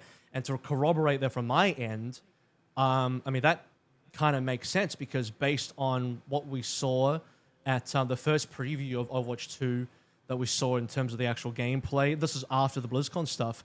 So this is non-Blizzcon, it was Overwatch League 2021 finals. The pros got to have a little bit of a hands-on gameplay, and it just looks so underbaked. It looked like they barely worked on it at all. And then news came out that they'd only worked on it for about a year, and that was the year point was on release, which is 2022 August, something like that, you know, late 2022. So if you roll back the clock, 2021, end of 2021, when they first started showing something and the pros started playing it, to then like a late 2022 release. I mean, that's your 1 year. Maybe it was a little bit, maybe it was 1.5 years, but it wouldn't have been longer than a year and a half. So No. I think a lot of this just comes down to the fact that they locked in super hard onto a PvE, which they then couldn't, you know, quite get across the door. I mean, do you think at the end of the day, because a lot of fans, a lot of players will say, Blizzard lied to me. And I guess if you were to literally break down, like, did the thing they said they were going to do, did they do it? And the answer is no. Then yes, technically speaking, they did lie to you. But if I want to play a weird semantic game here, lie would also insinuate there's some level of intent there. And I don't think there was any malicious intent. It's not like, I don't think Blizzard, at least not the Overwatch team, wanted to rug pull anyone. To me, it was a level of incompetence. They just couldn't make it work. PvE just wasn't good. It just wasn't fun for the reasons we listed. Wasn't going to work. Was going to take too much time, too much development, and they couldn't focus on that. And they realized, hey, maybe PvP was actually what we're going to do. So, in a sense, yes, I guess it is a quote unquote lie because they didn't fulfill the promise. But really, the reason they didn't fulfill the promise, from my perspective, is not because they wanted to rug pull, but because they just weren't competent enough. Do you agree with that? They weren't fast enough. That's the problem. I think, like, when I played the first version of the PvE in 2019, it had this system where you could loot items out of chests and they would give you an additional ability. So, like, Reinhardt... Yeah, that was... They showed that at dome... BlizzCon, I believe, as well, yeah. Yeah. So Reinhardt could drop, like, a dome shield around him. Not a dome shield. Not like Winston, but, like, it was almost like a cylinder with the top and bottom cut off. He could do, you know, stuff like that. And I think there was a Zen Discord orb grenade you could get, and, you know, like a healing grenade and things like that. It was crap. It was like, this is crap. The Rio de Janeiro mission, which was the initial test bed for the PvE stuff, was way too short and had no replayability at all. And they did a quite, like, in-depth feedback session with people who played that in 2019, and it was just like, yeah, this ain't very good, guys. This is not... There's no replayability here. Like, what are we supposed to be doing? They were like, well, we've got the talent system. It isn't fully built, but we're going to show more of that in the future. So what they showed was a Tracer talent thing with, like, I think Tracer had like 3 different talents you could pick. It was like very early work in progress. But if you go forward a couple of years, you get BlizzCon Online or whatever they called it. And they actually showed off in that a much more detailed talent system. It looked more similar to something you'll get in World of Warcraft with a lot of talent selections for the heroes. And the amount of work to make that was incredible because they had literally 40 talents for every single hero, and every hero had 3 different ways of being played. So it was like, what? The amount of work to make that is insane. But then how do you plug that into a replayable PvE system? And you started to see the sort of cracks then, I think, where you seen, wasn't hero missions. No, I think it was. It wasn't story missions. It was hero missions, which were just on existing PvP maps with random objectives appearing that you just had to go and complete. And it would, like, you know, somehow level up your character, you know, level up your Winston or whatever through doing these missions. And every now and again, you'd get a major story mission as the devs were working on them and plugging them into the game. Of course, what we actually got was the first batch of the story missions, which were not very good. And as far as I understand, it's just cancelled. Like, there'll be no more PvE in the game beyond any kind of, like, stupid little modes. You might see additional things. Like, there was the Halloween event. They used some of the... In fact, no, one of the recent events... Yeah. One of the recent events had the pick your passive at the start. That's from that system. Actually, I quite like that one. Yeah.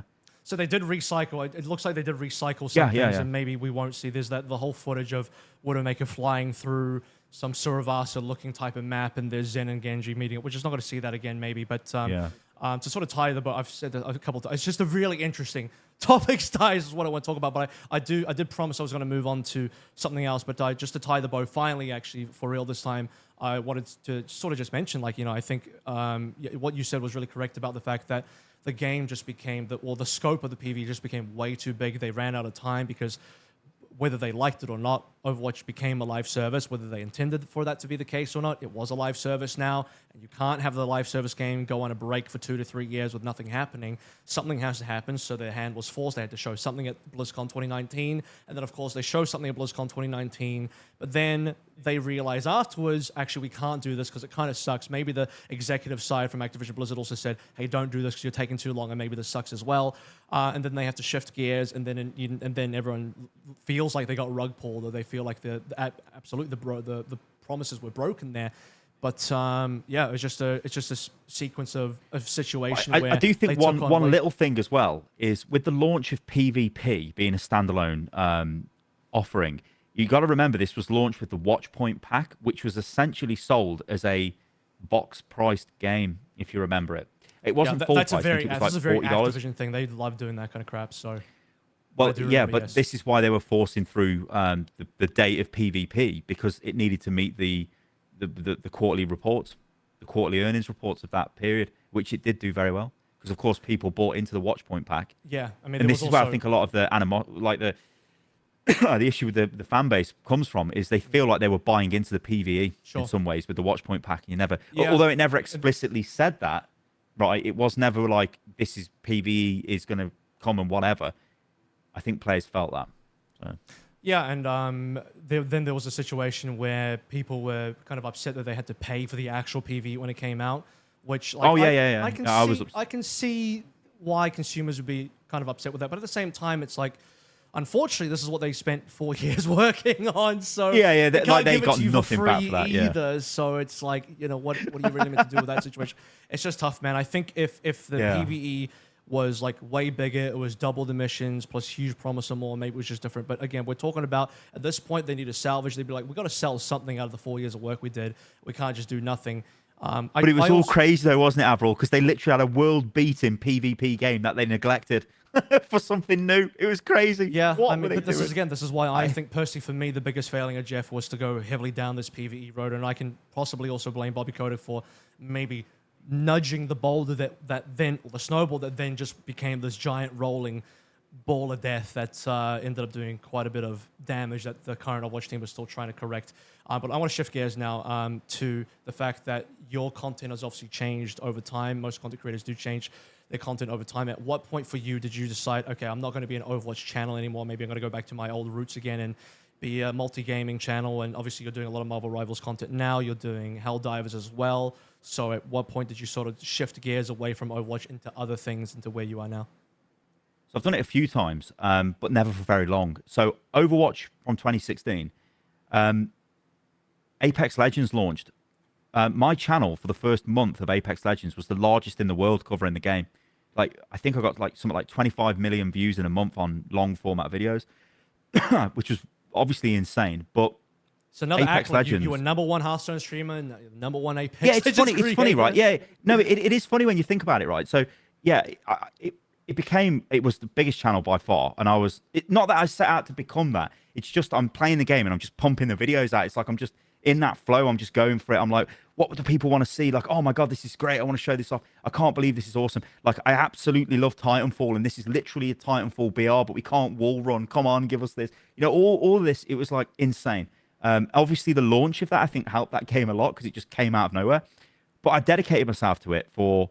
I think it launched in February, and I just went crazy on it for a whole month, and then I just fell out of love with the game. I was like, well, I'm playing Overwatch again now, so I just started making Overwatch videos, which was fine. You know, I just went back to doing my Overwatch thing, and that's okay. Then I kind of just trucked along with Overwatch for. Really quick, well, could you have done Apex and Overwatch at the same time, or is it just purely because you don't? So it's play a Apex worry, anymore? yeah. It was always a worry for me that of like. I don't want to well, like, what am I doing? I don't want to dilute the channel with like tons of videos because remember in the past I was uploading all kinds of different games in completely different genres. There was no like connection to them. It might be an FPS game, then a RTS game, then a grand strategy game. It's like, well, this guy's just all over the place. Or even Euro Truck Simulator. I used to stream that like crazy. So it's like I was all over the place, and I was frightened of going back to that. And like Valorant would have been the next step up. So I was approached by Riot. As everybody was approached by Riot, do you want to take part in the streaming event for Valorant? Yeah, sure. So that was when I went back to Twitch for a week and then realized this isn't really what I want to do. But it wasn't really about that. It was take part in the event and then, hey, this is the next big FPS game, potentially. I was a massive CS Source player and a 1.6 player. So I'm like, yeah, I can play attack shooter. Let's go. Let's do it. But I almost like I made a video. I think again it got like millions of views. It's like some sort of ability roundup, like so just showcasing the characters. And then I just was kind of like, you know, I don't think this game's for me really because I started. It's hard to explain. It's like I felt like I'd already played this game 15 years ago. You know, I remember going to LAN cafes and we were playing 1.6 tournaments and things like that. It's like I'd already played it and I didn't really want to play it again. I didn't want the slow pace of the game. I wanted like. I was addicted to like the adrenaline rush of hero shooters and just, you know, arena shooters and things like that. And I thought, this Valorant game, I know it's going to be big, which you do have to factor that in. If you think I want to make videos on something, you want there to be some sort of audience. But I just wasn't playing the game. And that's the other thing. If you're not playing and enjoying it, you literally cannot make content on it. So I just was like, oh, well, back to Overwatch we go. I suppose it's kind of sad saying it that way because it's not like I'm going back to Overwatch. It's just, well, I'm playing Overwatch now. You know, this is what's going through my head. It's like, hey, Valorant, yeah, stream, make some videos. I don't think this is for me. I'm playing Overwatch now. A couple more videos, off we go.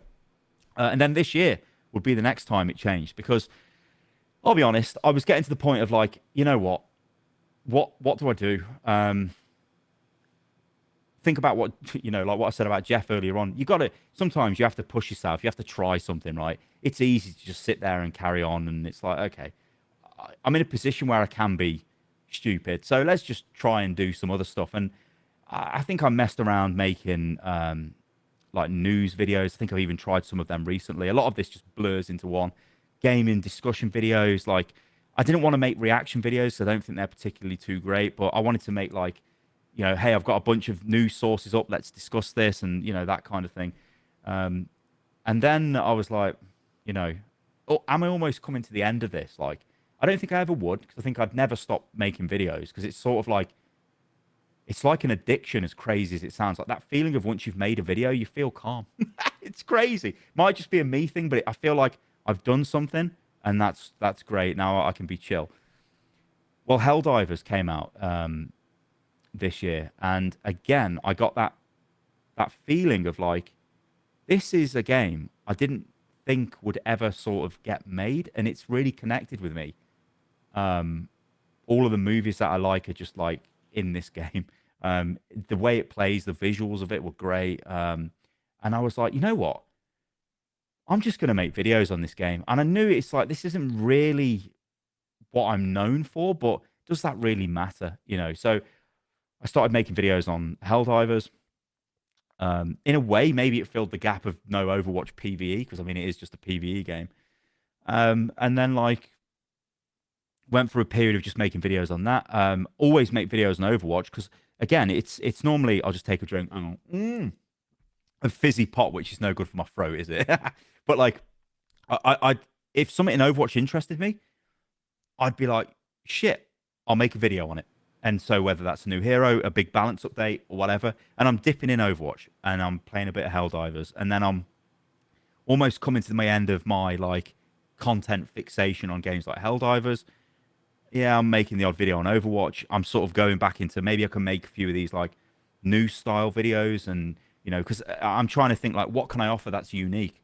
Well, nobody can be like, you can't be me on the camera. You can't be my voice, or the personality. So let's just try and sort of lean into that, I suppose.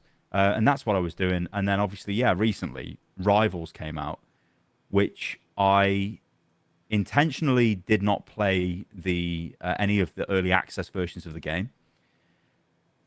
I had already formed my opinion on that game of it's just a Netease hellish mobile game on PC without even playing it, and it's just going to be terrible.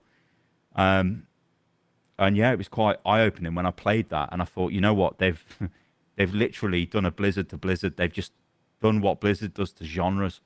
They've gone, this is a team shooter genre, but we're gonna take the. I mean, it is literally the world's most famous superhero IP, and just beat Overwatch at its game.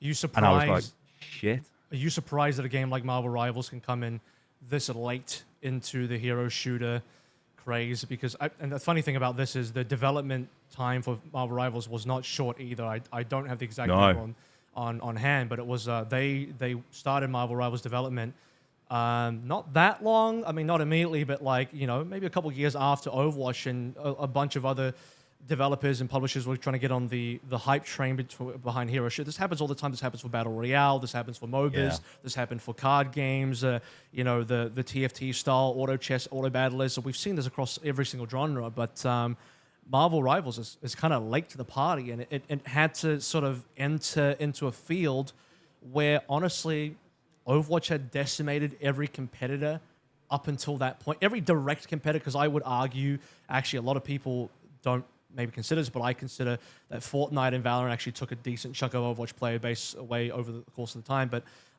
Marvel Rivals came in as a big surprise and a big hit to a lot of people, because we just saw the death of Concord, which is trying to do a very similar thing. We've seen plenty of other. This game Gigantic, which kind of tried to launch itself twice.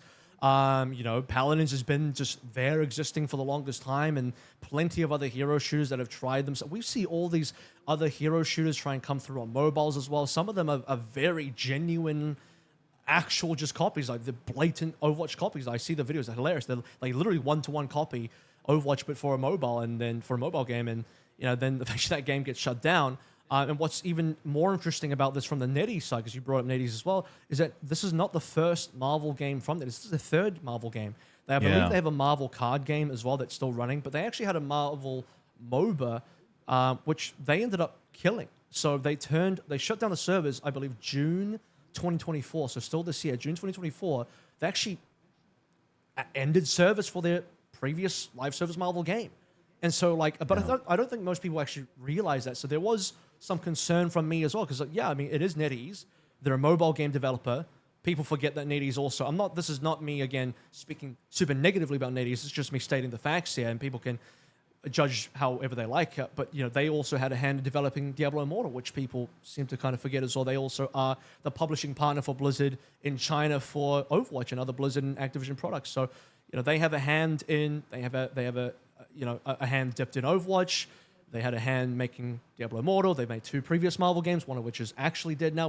People joke about dead game, but this is an actual dead game where the servers are shut down. You cannot download this game. Yeah. You cannot play this game anymore. They're Marvel MOBA games. So, I guess that there's quite a bit there. But are you surprised that Marvel Rivals was able to come through and succeed where other competitors could not? But also, are you surprised that Netease was able to do this as that company, given their track record? I am, and also I feel really dumb because it's so obvious what's happened here. Because all they have done is they have got, for the first, a casual gamer, when they look at a game, they're looking at the visual fidelity of the game, and then they'll look at the marketing, and then they're gonna, experience the gameplay somehow, whether it's a free-to-play game or they see their friends playing it or whatever, or they buy the game. That's how they make the connection with the game. So you need solid gameplay, great visuals. If it's a hero shooter, you need great hero design as well. Overwatch has got that. No other hero shooter came anywhere close to Overwatch. Then enters Marvel Rivals. You've got an IP which wipes the floor with Overwatch with extremely strong hero designs, but you need the art direction. You need that. You think of the way Blizzard designs, the art direction of Blizzard games. It isn't about high fidelity, which Concord was about high fidelity, and it was too hyper realistic. It wasn't as cartoony, really. But you look at World of Warcraft, you look at Warcraft 3, they still look okay now. When you play them, they still look okay, but they're very dated by any kind of modern graphic sort of level. You look at Marvel Rivals, and it's got that same design. They have, I think, to me, the brilliance with that game, at least, well, there's two elements to it. The gameplay is very fast. It's very Overwatchy, right? There's so much inspiration from Overwatch. There's so much copying from Overwatch. But the visual design of the heroes, it looks like a comic book character that's on your screen running around. And it's so fluid the way it moves around, and it looks great. And all of the stuff with the like the play of the game MVP animations, the emotes, even the way the skins look. I think for the first time ever, there is a competitor to Overwatch in that environment, and there never has been. Like, there really has not been anybody who's come anywhere near to that. And as you say, this is years. It takes a long time to make something like this. So I'm sure it was a gamble on their part. But if it could be anything that could compete with Overwatch, you've got Marvel Rivals. And then this opens a whole other debate, right, of like, what actually is Overwatch? What path does Overwatch take? Marvel Rivals is casual as hell, right? People can say, this is coming from a direct comparison to Overwatch. Overwatch is your high-end tactical hero shooter, right? It's like you have got, it's not a tac shooter, so don't destroy me in the comments for saying that. Obviously, it's not. I'm saying you need tactics and strategy and team comps, right? You need to work together as a team. Overwatch is that. Marvel Rivals can kind of be that, but it's also kind of a bit easy in some ways. It's a bit forgiving. The characters are quite, a lot of them are self-sufficient. So it's like, does Overwatch go down the path of like our niche is the ultra competitive hero shooter? Marvel Rivals is, we're the mass appeal, casual hero shooter with a competitive element, but it's not as competitive. I don't know. It's going to be interesting to see how the game develops. What I will say is I watched the Invitational final back, which Jake and Dogman were the casters on, which I actually quite enjoyed. It's nice to see them. It's nice to see another hero shooter for guys like you as well, Avril, to like branch out into for what feels like the first time proper. That isn't a completely different game, Like, I know you do Valorant and stuff like that, but it's it just feels like it was watchable. But it was only watchable because of what Overwatch has taught me. And I know there's a lot of people out there. I always throw this figure around. 50 million people played Overwatch 1. 50 million.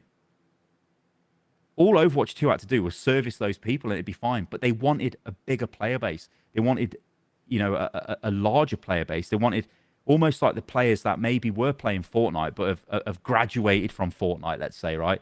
They want a more grown-up game, so maybe they would come to something like Overwatch 2. Of course, the irony of that is they've just stayed in Fortnite because Epic have, I think they're trying to turn it into like a metaverse thing, ain't they, with all these different games inside, so you're just on Fortnite and you just stay on that kind of thing. But yeah, I think what Rivals has done is just sort of almost given those casual Overwatch players another brand spanking new Overwatch, but with characters that they know.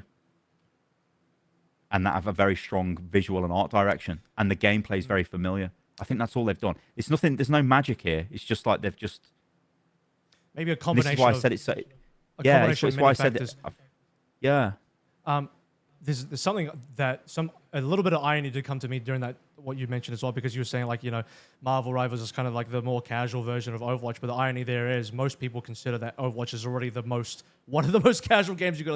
It's like already a very casual game in a lot of people's eyes. If you talk to like a Valorant player, they'll say, Overwatch is like the hyper casual game. So I wonder what they think of something like Marvel Rivals. But then again, there's layers to this where like a Counter-Strike player will look at Valorant and be like, we'll just laugh at the Valorant game. player. So everyone's just laughing at each other in some way. But there's an interesting thought experiment here where, part of me is I see the argument where, like, yes, Marvel is obviously a large brand, very recognizable characters, but my counterpoint to that, and I'm not saying you or anybody else is wrong, but to pump the brakes a little bit, there's been a lot of Marvel games. It's not the first time we've seen a Marvel game. The third Marvel game out of NetEase. And the fact but that it's most the gameplay element. They've nailed that as well. Yeah, it's a different game. But the fact that most people don't even know that this is the third Marvel game, they don't even know there were 2 other Marvel games. And the fact that if you went onto, this is an experiment that people can do if they feel like it, go into the Apple App Store, go into the Google Play Store, type in Marvel, and tell me how many games come up. The list is endless. You're going to get like hundreds, if not thousands of games. Probably not that, maybe hundreds. Let's just say 3 figures. There's a shitload of Marvel games. Most of them do not do well. Star Wars is the same. We have what was we had that Guardians of the Galaxy game. We had a different Marvel Avengers game. Marvel Sons, which is meant to be quite good. It's like an XCOM style game. But yeah, what I would say, again, like a counterpoint to that would be, what I was trying to say is they've nailed the aesthetics and the gameplay. And think of Star Wars. It's very similar. Look at all the Star Wars games out there, but the good Star Wars games, and why are they good? They've got the gameplay element nailed down. I think that's what it is. And it's almost like, I think Rivals is not doing anything unique. It's just literally looked at Overwatch and gone, well, we're third-person Overwatch. The menu is literally the same, by the way. It was like they're just it's all the same. Menu for one-to-one. It's all...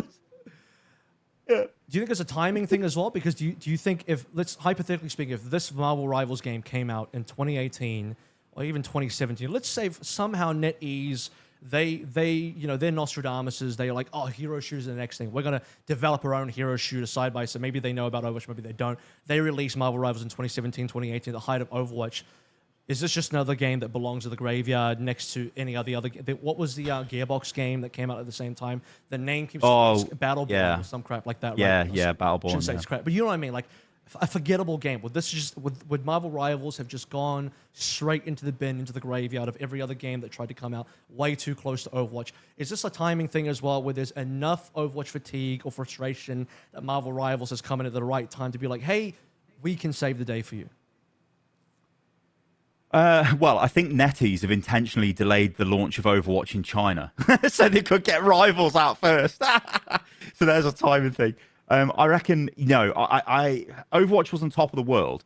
And I don't know, that is a very interesting question, because I think again, this isn't the same comparison, but you look at Deadlock and you look at Smite 2. The Smite devs were not very happy at all over at Hi-Rez that Deadlock was getting the traction it was on Steam. But it's not a similar comparison, because, I mean, what's the Deadlock IP? What's the Smite IP? It's like they're not in the same universe as like the Marvel IP. So I don't know. It is very interesting. But I think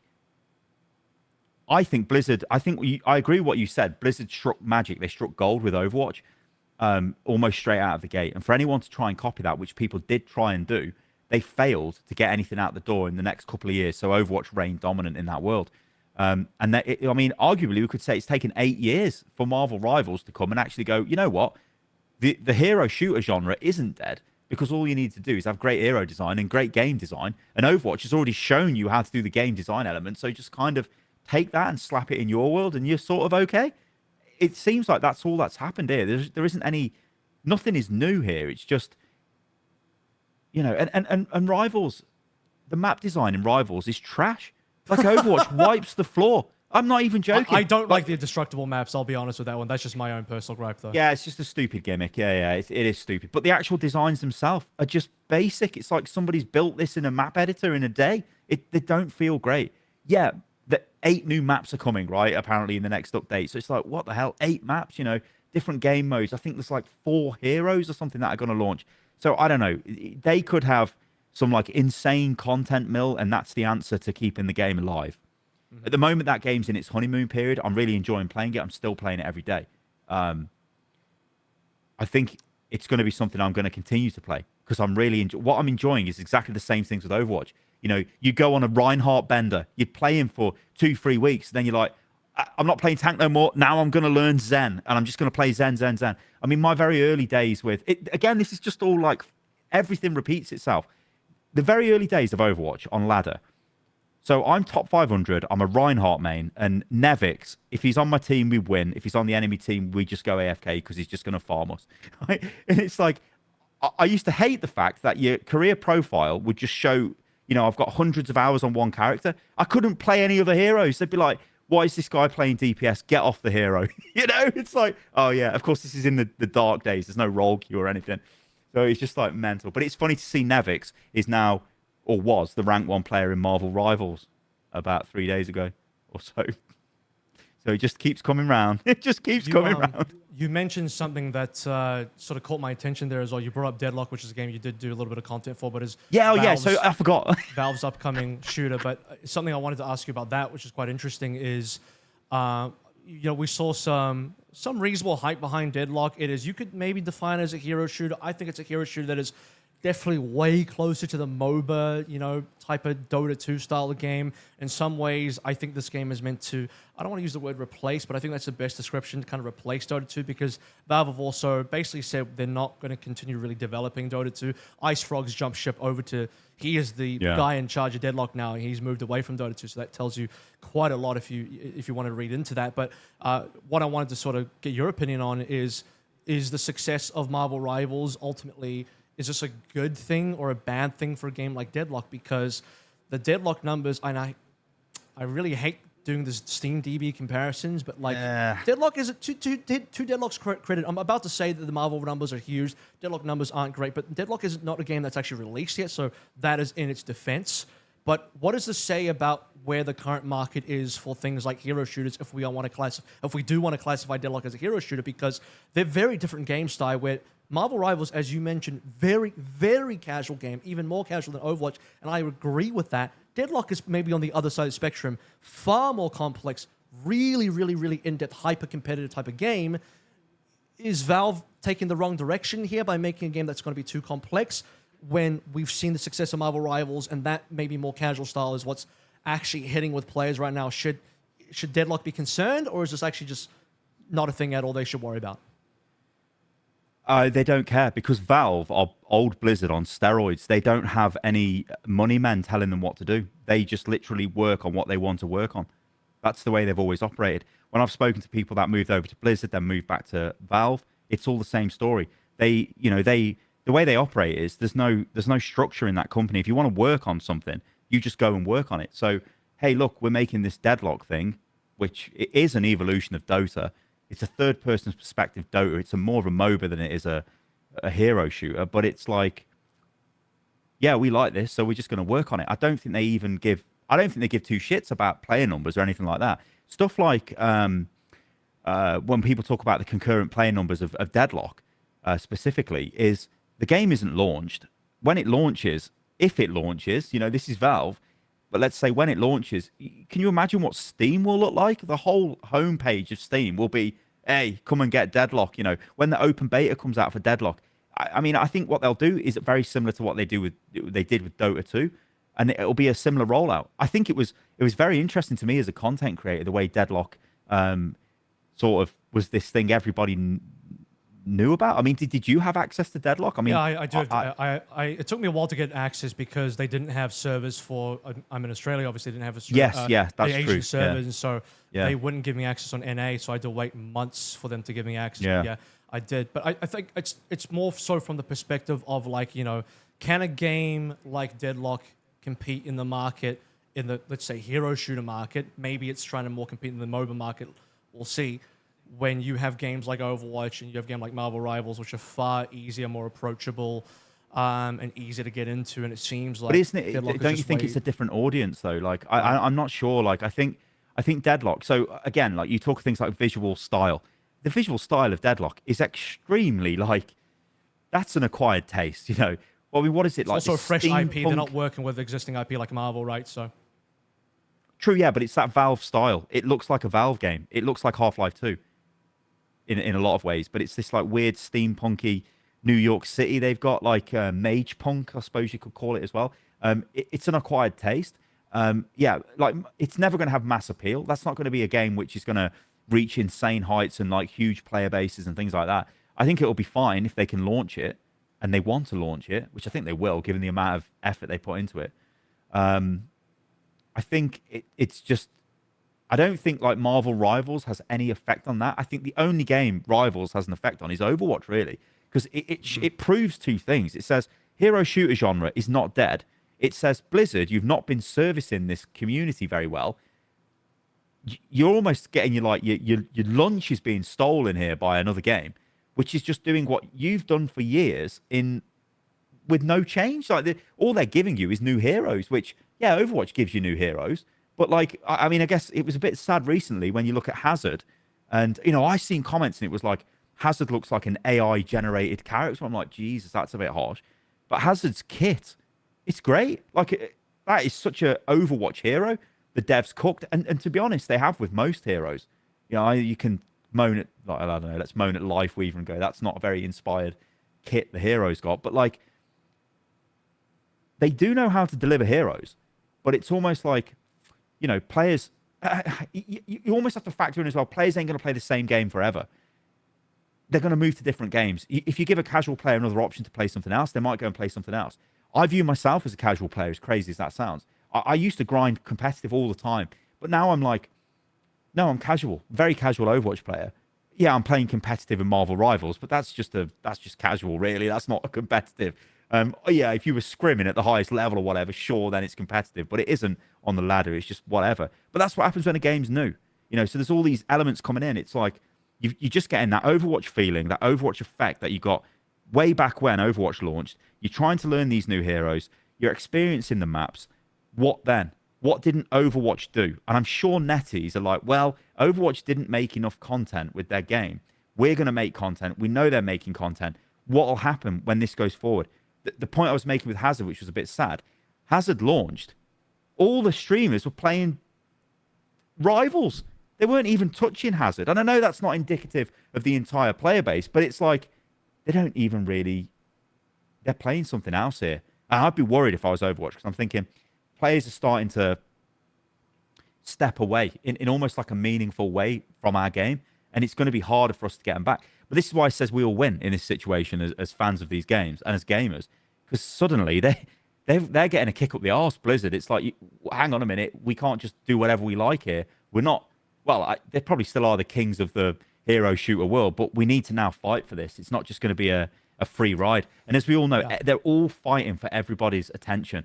It's not just games, it's Netflix, it's everything. Everything is fighting for everyone's attention. So you mentioned Blizzard there in terms of maybe how they might be feeling about this, and how worried should Blizzard be and Overwatch players and fans should be about this. Is Marvel Rivals, this is going to sound a little bit cliched, but is Marvel Rivals the Overwatch killer?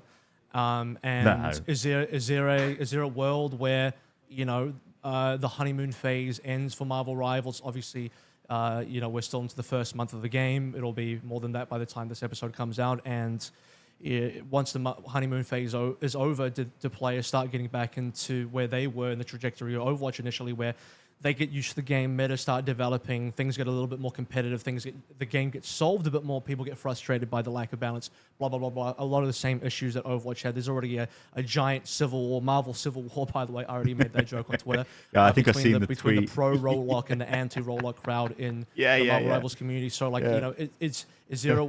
how worried should Blizzard, Overwatch fans, maybe the actual developers should be? How worried should they be? And also, is there a world where both games can just thrive and live happily? And is Marvel Rivals the Overwatch killer, I guess? Yeah, So I think the easy answer is no, it's not an Overwatch killer. I think Overwatch is always going to maintain an audience. It doesn't matter if it didn't even update the game, as crazy as that sounds. It's got to a point where it can maintain an audience. The problem is that audience feasible for monetization when it comes to Blizzard? If they're not getting a return, then they're not going to service that audience. Now, if they start seeing a meaningful drop in revenue generation and player-based numbers because of a competitor, then it gives them a decision, right? What do you do? Do you say, okay, fair enough, we've been beat, we're happy with the size of our game, so we're just going to reduce the development staff and we're going to reduce our costs, reduce our overhead, and we just sit at this level and we're fine? Or do they go, actually, we need to fight for this position because we might be worried that we're going to erode our audience away over time? I think it's too early to say that at the moment. I think if I was inside Blizzard right now, they're probably having like crisis meetings of like, hold on a minute, we didn't think this was going to be as successful as it is. Why is it successful? Is there anything we can learn from this? What can we do? I think that kind of goes back to when I'm saying things like, does Overwatch go in the direction of it is the hyper competitive hero shooter and Rivals isn't? So you can differentiate your offering in that way. But again, is that enough? Will that bring enough of an audience over? There's all these issues. Like, it depends what they want to do with Overwatch. And it also depends on how much revenue Overwatch is making with its current systems. I think you can sort of read between the lines and say, well, Overwatch is adding things like mythic weapon skins. It's trying to give you more ways to spend mythic prisms, which you can only earn a certain amount of them through the battle pass. The rest you need to buy. So that's very clearly aimed towards whale type spenders who are looking to spend $100+ a season. Like, that's just what they do on Overwatch. And does Blizzard have enough of them? Does it keep them engaged enough? I don't know. There's all this back and forth. But in terms of a killer, like, no. I think that, again, the cliched thing here is the only thing that'll kill Overwatch is Overwatch. It's like, what will kill World of Warcraft? It's World of Warcraft. You know, we went through periods of time where, not that I'm the biggest WoW player, but WoW, like, obviously had a massive peak with Lich King, Wrath of the Lich King, and then it starts to drop down. You know, in some ways, that's a natural peak because that was the end of the Warcraft 3 story. Anyone who was a fan of the Warcraft games, that was the end of the story. It was the big culmination of everything that was going on. So, yeah, it was the biggest MMO in the world and all of that stuff. But you see over time, audience starts to bleed away. Competitors start to come online. You see, like, I think Elder Scrolls Online does okay. Final Fantasy obviously does okay. You know, and these are all seen as like WoW competitors. And what I would say, and my argument would be, and I guess it's a question to you, but I think you already really know the answer. It's the fact those games exist has forced Blizzard to sort out World of Warcraft. Again, I don't play WoW, so I can't really comment on the state of it. But from what I understand, people have been happy with recent changes. And it almost feels like now we're going to get that with Overwatch because we've never had that before. You know, I say this to you, Avril, right? You know, the last BlizzCon, when they showed the Jade weapons, what did you think? What did you think? It's not really. I'm glad they are allowing you more different ways to spend competitive points, which ironically Jeff Kaplan hated. By the way, he regrets. No, he hated that. Yeah, he regrets even having golden guns in the game. But you know, I wanted to remove them. I'll say this: I don't think they look good, but that's my personal. Green is not my color. I don't enjoy green. I don't enjoy that shade of green. We can get into the. I know you've had this discussion, the semantics of what Jade is meant to be. As an Asian person, I know what Jade is actually as a stone, and whatever they have in the game is not Jade. But that's weird semantics. I don't have to die on that hill. Whatever. I'm not married to that particular argument. We're going too deep. All I meant was it's low effort, right? It's just we've colored the weapon green, and okay, off you go. That isn't good enough. That isn't good enough when you see it, you know. However. But that's not to say that that's all they did though, because they also introduced other things in terms of weapons. They introduced weapon skins, and then most recently mythic weapon skins. So they've expanded mythic even further. And I actually think what they did with the mythic weapon skins in particular is actually really awesome. So yes, the Jade weapons are not great, but do I care about that particularly? I don't even play that much competitive. Me personally, I play mostly quick play because I don't want to stress myself out playing Overwatch. But the point I'm trying to make here is I don't think they shouldn't have Jade weapons. I think it's great that they're rotating in different types of colors and adding a little bit more. A little bit more. I'm not really explaining. I think what I'm basically trying to say is like, you would not have expected Blizzard to announce that as a feature. It's like, look at what we've worked on, guys, and it's just a green colored weapon. You're like, oh, what? That's what I'm trying to say. It's like, not a back in the flagship day, feature. You don't want to pretend hey, we worked years on this. You don't want to pretend that. But if I can't remember how and when they announced Jade weapons, but if it was just a line item on a bullet point, maybe it wasn't like that. But in my eyes, it really actually, is just you know a what, line Avril? item. That's really interesting. So that is that was at the last BlizzCon, which they had. If you remember, they showed Juno off and they showed Venture. They showed Venture gameplay very early, and they showed Juno's concept art or design or something. Yeah, they didn't have a name. I can't remember Space Ranger. Yes, that's it. And they teased Hazard with his little portrait, if you remember. But that's the first time Blizzard have ever shown anything like that off publicly. Like, and that I think that's the impact of like Aaron Keller and the new leads of the team going, no, we're not actually frightened to show you stuff anymore when it's in development. And so for me, when I was watching that, because I never went to that BlizzCon, but I was watching it, I thought this is kind of interesting because they're almost saying like, you know what, we will show you what we're working on because we are going to deliver on this, so we'll show it you. And in the past, they were a little bit like, we don't want to show you something if we don't then deliver on it, because then you never let us, like, you keep hammering us about it. I think there's a Warcraft example. PvE. Yeah, obviously. But I'll give you a learned. Warcraft example. There was a dance studio feature that was meant to be in the game, and it was actually printed on the box, but it was never it was never added to the game. So like that was happening years back, and that's kind of where it all came from. Where it's like, yeah, and then obviously, as you say, 2019 was the, and again, Jeff is involved in all of this, involved in the Warcraft problem, is involved in this, and as I said, he's not going to. I want to mention something because you brought up and I've heard this from other people as well, and I don't think you're necessarily incorrect on this, but I do think there is if I was to offer a little bit of pushback on the statement regarding, you know, obviously I do think it's good to have competitors in the space to sort of, you know, competition is good. You don't want anyone having a monopoly. You need competition to drive a competitive nature within a product so that the consumer can win, so that we can get better and better products, and you don't have any sort of, you know, development or any sort of products where it just stagnates, which is great. I understand that argument fully, but I will also say, like, even prior to Marvel Rivals, this whole argument, like, oh, finally, now that there's a real competitor, Blizzard can get the kick up the arse they need. It was like, well, actually, you know, I even listed earlier on that we had a chat about, there's been a number of things that they've improved. And I think the Overwatch 2 development team overall, again, not to, you know, there's things, again, because people will definitely say that I'm maybe being too positive here, but I've been negative, and here's a chance for me to say something positive amongst negativity, is the fact that they have improved multiple things. They've shown a willingness to do that. They've improved in multiple different areas, namely the monetization, which I think is one of the primary concerns that people had, stuff like heroes and battle passes, and beyond that, they've shown more commitment to how quickly they want to address balance changes, how quick they want to release content. They have way more developers than before. They can put out content a lot quicker.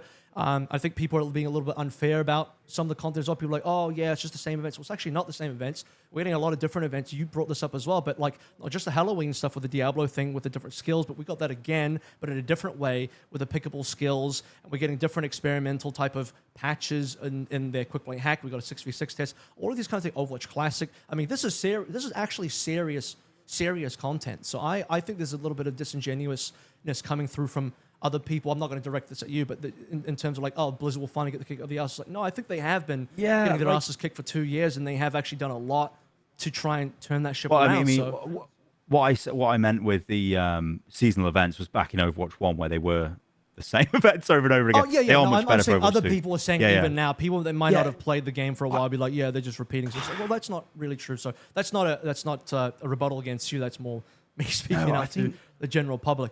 But yeah, that's... No, I don't know. Like, I think it's really complex, this is. So, like, Blizzard are...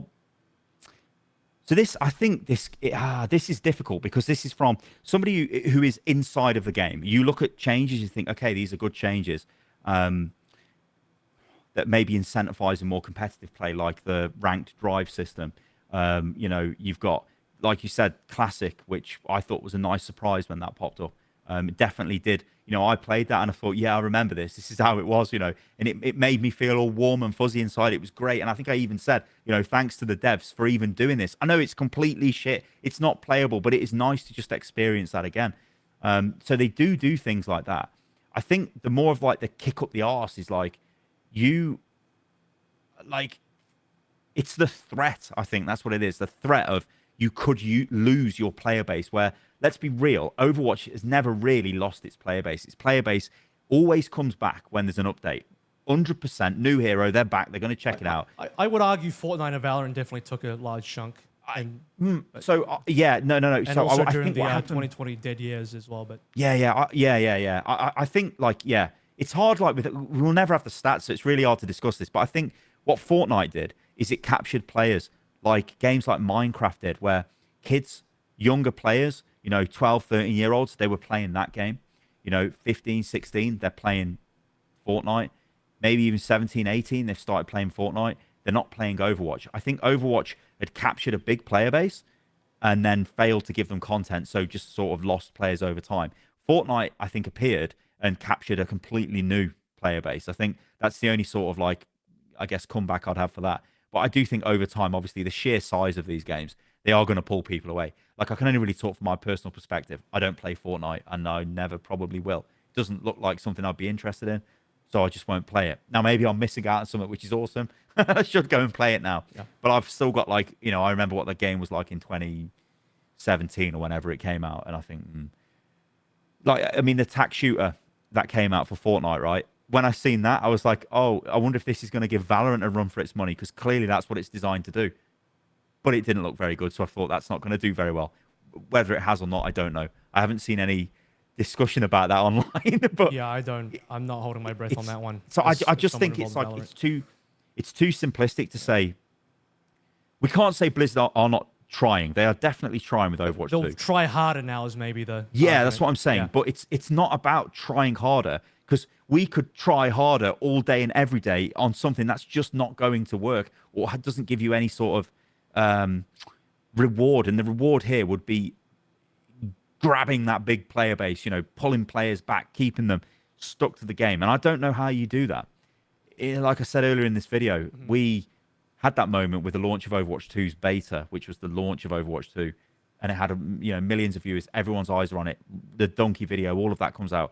That was a moment in time there, and I don't know how you replicate that again. And the cynical part of me thinks the only reason that happened, because it did, is because people wanted to write on their CV, we deployed Overwatch 2 record numbers on Twitch, you know, and YouTube hours are absolutely off the chart. It's insane numbers.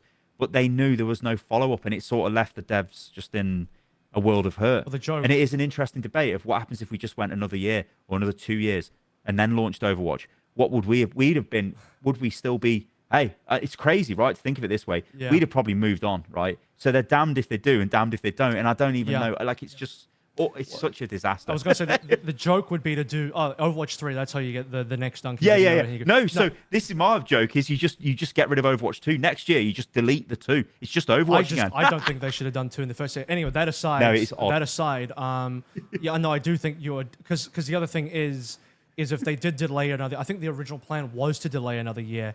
But that would have been catastrophic, because if you remember back in the time, I don't know, you probably talked about this in your content, but certainly all the big content creators were on Overwatch, and I think basically the whole player base was like, we can't wait any longer. When's this damn Yeah, game oh no, coming out? Like, we can't wait. There's just no way. You can't delay it another year. If you delay it another year, people are just like, they're jumping ship to Minecraft or whatever is out there. Even if there's not a good alternative, you're gonna start seeing Flats play Jet in Valorant or something. It was the end of the world. Yeah, it was. It was the end of the world. It was everything is over. If they don't release that in 2022, I genuinely believe it would have been DEF CON 5. So they had to release that year. And also there was pressure internally from multiple directions for them to release that year. You mentioned something interesting. This is a little, not that far long back, but you mentioned, like, what are the lessons that need to be learned here? And this kind of goes both ways. I'm curious about what your take is on, what do you think are the lessons that Blizzard need to learn from NetEase, Overwatch to Marvel Rivals? What do they need to learn about Marvel Rivals? And then a fun one would be like, the vice versa, the opposite way around. What could NetEase learn from Blizzard that they haven't already? So from the Blizzard side first, if Blizzard want to really compete with Marvel Rivals in the long term as a serious competitor, not just bleed their player base away, what are the serious lessons that need to be learned here? So I think Rivals has proven to Blizzard that there is still a large player base that can be serviced with hero shooters. And so they're probably thinking, why is our hero shooter not achieving this level of engagement? So it will probably result in them maybe looking at it and going, what are they doing with their content cadence is probably what they're looking at. Is there a way we can change the way we deliver content to get some sort of parity with them? I think easy steps straight away would be they make battle passes, you buy them and you can complete them whenever you like. Marvel Rivals does it. Other Microsoft games do it. I think Halo does it as well. So it's like, that isn't too far beyond like the realms of possibility. Will that bring people absolutely back to the game in massive droves? Probably not. But again, it's sort of conditioning a Marvel Rivals player who maybe comes over and tries Overwatch. Oh, the battle pass is the same. That kind of thing. We might see that happen to begin with. I do think in my head, though, there is a distinction between development team and the product team. And the product team are the guys running the store, the shop, the battle pass. Those kind of people at Blizzard are maybe the ones who can make faster changes, whereas the dev team, I think it's harder for them because you don't want to look at Marvel Rivals and go, okay, let's put destruction into Overwatch. No, that'd be terrible, right? I mean, the integrity of the game would just go out the window if you could just remove bits of the map. It's like, what the hell? That's not what the game's about. So I don't think they'll learn lessons like that, and rightfully so. They're probably looking at it going, these guys have done everything we've done just with a new IP and a different perspective, and it's worked. So we know what we're doing can work, but how do we reinvigorate what we've got, and how do we take that forward and again create that moment in time where people come back to the game and want to enjoy the game? And that's the problem. Like, do they gamble? Do they say we've got this brand new feature? Well, I'd ask you, what would that feature even be? Hero bands in ranked. Right. So but again, that's Maybe. parity with Marvels, Yeah. right? So that's going down the path of like battle pass parity, hero band parity. You know, it's like, yeah, we're just looking at what they've got and going, well, we'll slap that in our game. You know, I think I said in one of my videos, what Overwatch should do next year if they just don't care, what I'd do if I didn't care, would be like, right, we're getting rid of the 2. We're just Overwatch. We've got 6v6s back. We've got hero bands. You know, we just literally we've gone crazy. We've just added all that stuff to the game. But I don't think that wouldn't have an impact. You know, it's really hard to explain this, but the kid is not going to run out to the shop and go, Mommy, buy me Overwatch 2. It's just not going to happen, right? That impact, that like moment of marketing, it is gone. You know what the other problem is? People will, and this is, I mean, I understand, it's justifiably why they would do this, but it is also bad faith at the same time. They'll say, oh, look, you know, now they're crawling back to Overwatch 1, and, you know, so you can't really win. How do you win in that situation where you're damned if you do and you're damned if you don't? If you don't do anything, they'll say, oh, Blizzard, always the same, never change, just going to keep going down the wrong pathway. But if they do make the change, they do listen to what certain people in the community are wanting, and they go back to 6v6 to delete the 2, they do all of this, people say, oh, look, I knew it. Now Overwatch 2 was pointless the whole time, and, you know, they came crawling back to Overwatch 1, and the whole thing was fake. And so don't you just lose no matter what? That kind of sounds like that's the situation, right? Yeah, I mean, yeah, I suppose. Like, you know, there's other issues as well. Like, you know, you go back to 6v6, you're going to have the queue time issues. I mean, 5v5, one of the main bonuses is you've only got to match 2 tanks in a game, not 4. So that's a massive reduction in queue time. Yeah, I don't know. Like this, again, that's all the stuff with like rose-tinted glasses. Overwatch was better in my day. Was it really? You know, Overwatch 2 is better in a lot of ways than Overwatch 1. It's more engaging for certain types of players. It is definitely much further in the I'm shooting people world rather than I'm just shooting shields. But, you know, there are people that enjoyed the slower pace of Overwatch 1 compared to Overwatch 2. It's like, this is just like back and forth. And I don't think, as crazy as it sounds, I don't think any of that really matters. I don't really think if Overwatch became a 6v6 game with hero bans and whatever next year, it would really impact the player base in any meaningful way than if it stayed how it is right now. And I think the devs know that. I think they know that that is not how the game will... You can have these systems in the game, but I don't think it's going to make the game like this, you know, A-list top-tier game that is like competing with the biggest games out there.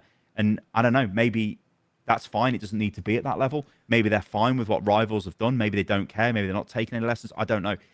I know. But I do think in all of this, the fact that Rivals is as successful as it is, it caught me off guard. And I think it caught Blizzard off guard. I think it caught a lot of people off guard. And I think Blizzard are looking at that and thinking, we need to try and get... Well, we know there's a player base we can tap into, so we've got to try and tap into that. And I'm not sure if that's going back to things like 6v6. Because, you know, let's be real. If 6v6 came back into the game with hero bans, yeah, I'd play the game a bit. But would that make me go, right, this is my main game, all I'm playing is Overwatch again? Probably not, Avril. Like, because I've played the game for 8 years, 9 years. You know, it's like... But they want me. They want a new player, and the new player's playing Rivals. Let me throw this into the pit. This is not that wild, but consider this. This is, unfortunately for Blizzard, a little bit out of their hands. One part of it is within their hands, and the part that's within their hands is they continue down a trajectory of trying to do good by the consumers and player base as much as they can by maybe doing some of the things that you mentioned. Even if it might not be the big thing, like adding hero bans, 66, blah, blah, maybe it's not enough, but it will give you... It will build some goodwill to show that you are trying to do something to move in the right direction. I'm not saying this is exactly how it should be, because there's plenty of 5v5 players that not into that, but that's besides the point. What I'm saying is Blizzard should not make any mistakes as much as possible. But secondarily to that, and this is the wild part, they might require, the actual moment they might require, outside of jokingly making it Overwatch 3, the moment that they require is for NetEase and Marvel Rivals to slip up and make a huge mistake. And this is the kind of leading into my next question for you is like, how do NetEase and Marvel Rivals prevent that? Because from what I can see, a lot of what they're doing in the game, there are many, many pitfalls. And some of these pitfalls they've avoided, and some of these pitfalls I think they're about to walk into. I've already talked about this, but the hero, well, I've mentioned this, but the role lock debate is very much ongoing and very heated, I want to say, within the Marvel Rivals community, meaning that there's not really a consensus among the community. Now, the developers have said that they're currently not interested in introducing role lock, but are they going to have their hand forced at some point to do that? Because the frustration, I can imagine, will only build. And let's be clear about something.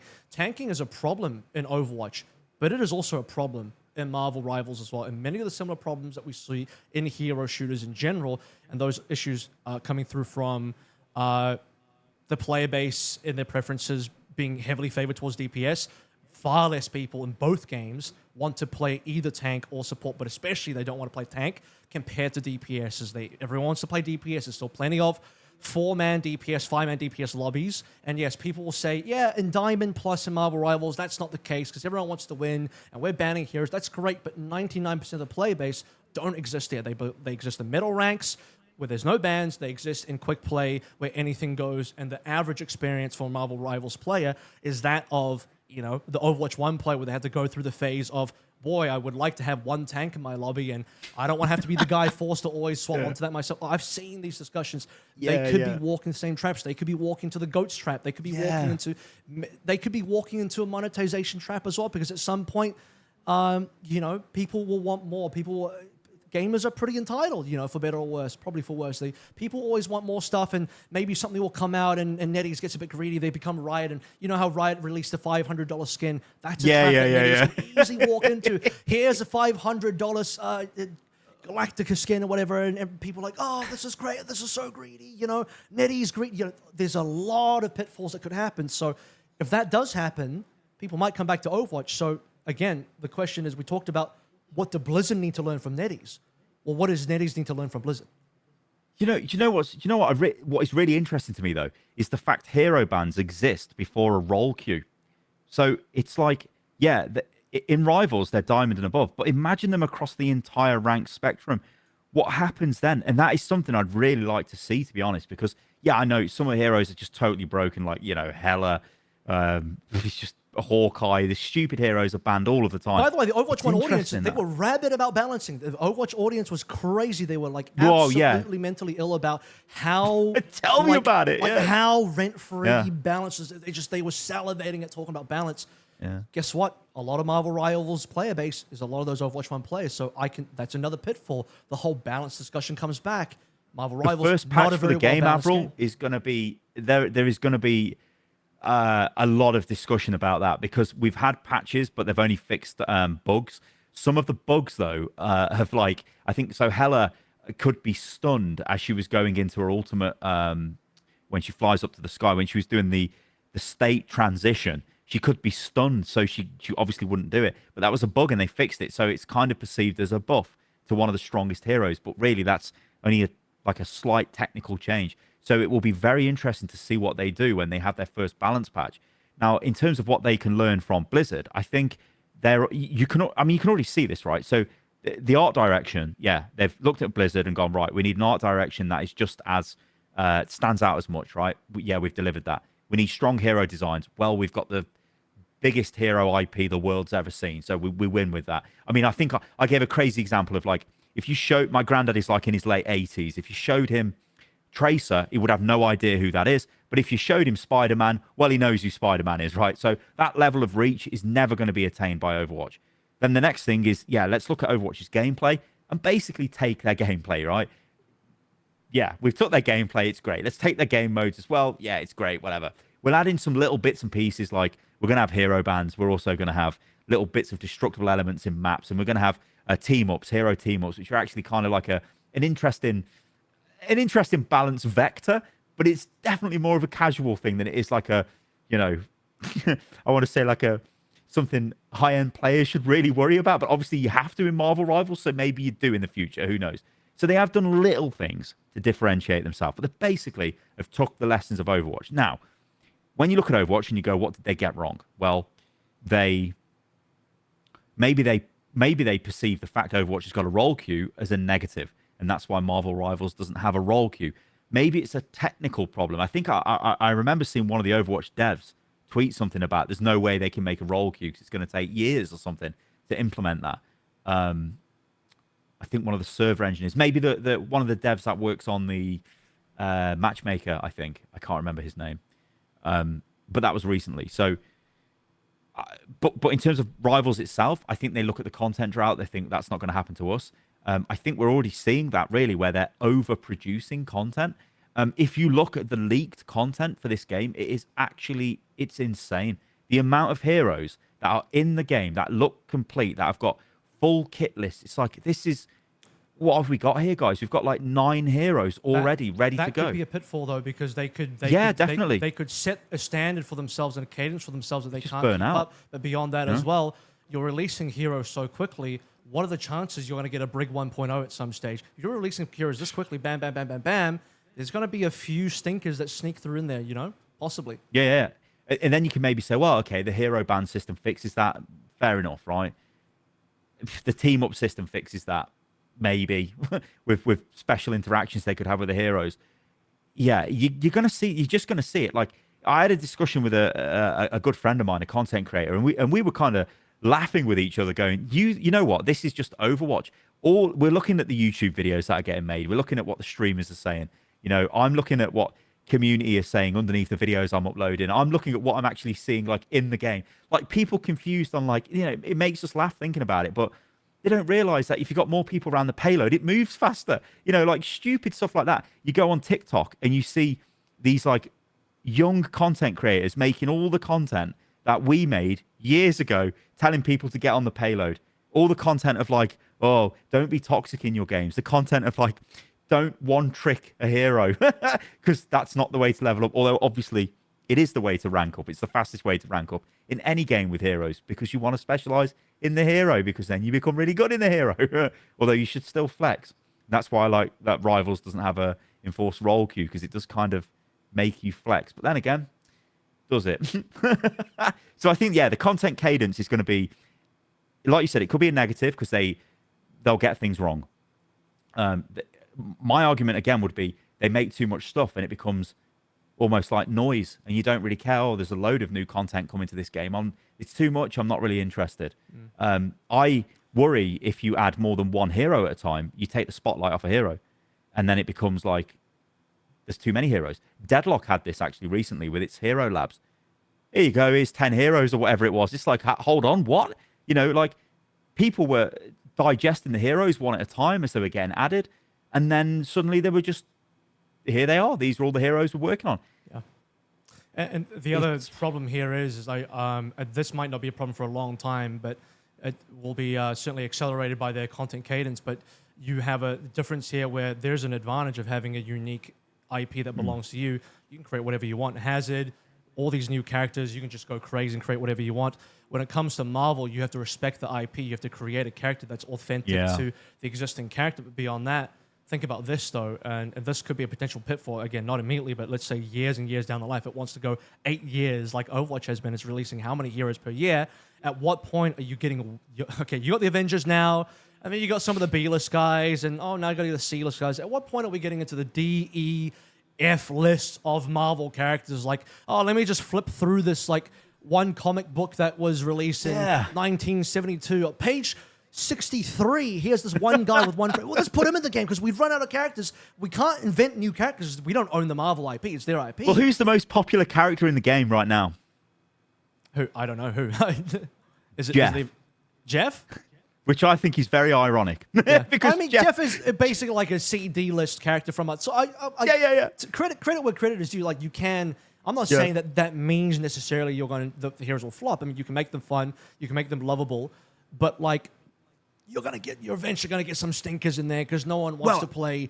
I think what they're doing is, It's Fantastic Four. That's coming out next year. The movie. You're going to see tie-ins. You're going to see like whenever a new movie comes out, whatever characters are in that will be straight in this game with their movie skins. I mean, you've already seen it in the game already, like Guardians of the Galaxy skins, and they need new characters. And the characters, like the Fantastic Four. They're begging Kevin Feige to create new characters for them, and that's.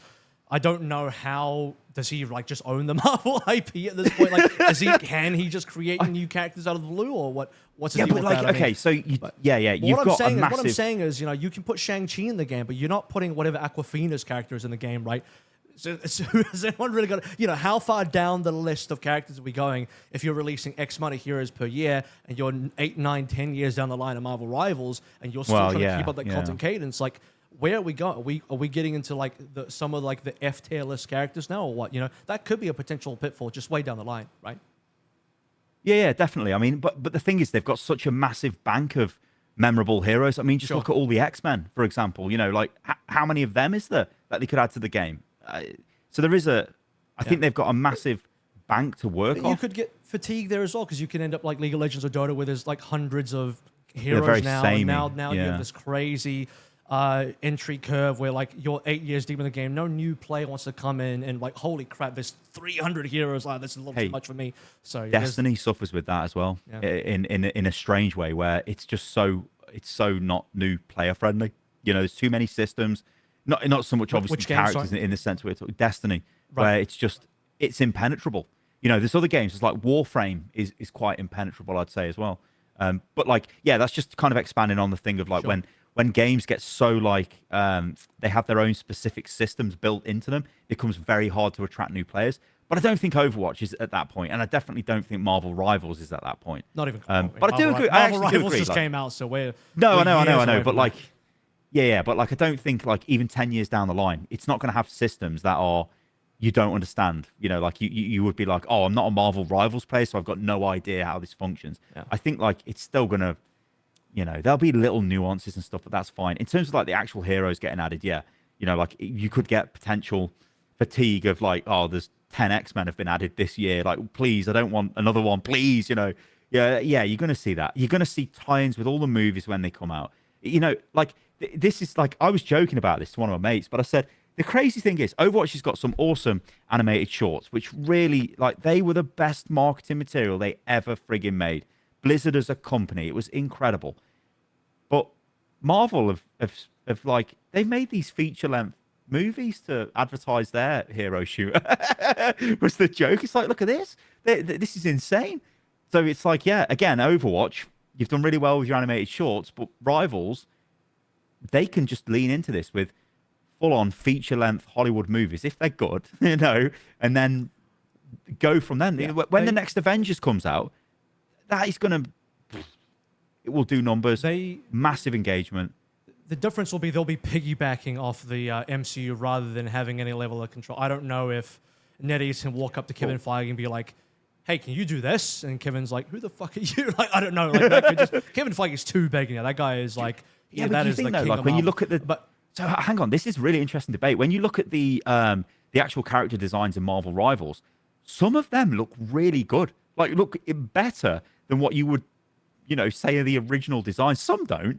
I would say Wolverine doesn't look like Wolverine. I don't know what they've done to him in the game. And then the cheek of it is they sell the actual Wolverine skin, which you would expect him to. That's what Wolverine looks like. I don't know. It's an interesting debate, that is. But it's actually interesting to see, like, to sort of tie Overwatch into this. When they do a branded collaboration, obviously there's a lot of IP protection. It takes a lot of time back and forth with the developers and the studio they're working with to get the designs approved. And, like, what is the process like, as you said, with NetEase and Marvel? Is it just like, I don't know. Somebody must be looking at it going, you can't do that. Or you can do this. Is it easy? Is it a bad relationship? A good one? I don't know. At the end of the day, NetEase do not own the IP. They don't have full control of the IP. That will be the one weakness. And it doesn't have to be a huge weakness because, like you said, there's plenty of bandwidth there for them to delve into. But at the end of the day, it's not like you own. It's not like Riot with Valorant, League of Legends. That's your IP. You do whatever the hell you want with that. At some level, NetEase is beholden to whatever Big Daddy Marvel wants and says. And maybe Big Daddy Marvel doesn't want to say that much, and that's fine. And NetEase gets to do. They get to have a lot of bandwidth, and maybe not. Who really knows? Sty, I we're going to get to the end now because this has been an amazing chat. I have two really interesting questions I want to finish up on to sort of loop back around to content creation and your journey and all of that kind of stuff. But over the course of your 14 years on YouTube and in content creation, what are some of the biggest lessons you've learned? Always make that video, always make that thing. Do not mentally stagnate and think I should not do this, I should not make it, because the way this entire industry works is, and this is the beauty of it, you learn from your most recent video. So if you upload a YouTube video, learn from it and then change and adapt on the fly. This is the beauty of it. You know, I know some YouTubers and some content creators have got teams of people working with them, but most don't. Most are working on their own. You can be very dynamic and very flexible. I've seen many content creators just almost throw away what they've got because they're fixating on maybe what other content creators are doing. Maybe they're fixating on the wrong things. Maybe they're fixating on things like, I need to make money, which I know sounds crazy. Everyone needs to make money. But when you come at content creation from the perspective of, I'm doing this to make money, that leads down not a great path. And also, I always like to say the internet is the biggest bullshit detector. And if you're out there trying to make something which isn't genuine, which is just designed for clicks and views, generally you'll get found out. But yeah, I do think just make content. You know, I'd see people commenting on other people's videos. You know, this isn't great. I could do better. I could do better. And my thought would always be, well, just go and do it. Just go and do it. Nothing stops you making the content. Just put it out there. It's the worst thing ever. Just, you know, stagnating. Go and do it. Go and make that video. That's the best advice I can give anyone. And when people ask me, you know, you can imagine quite regular people ask me to look at their YouTube channels. Sty, what am I doing with my thumbnails? Could my thumbnails be better? Could this be better? Could that be better? And I think, well, how many videos are you making? What's your output? I'm not saying you need to make videos all the time, but you need to have some sort of like, if you've got an idea, follow through on that idea and make that video, because you won't know what will happen until you put that thing out there.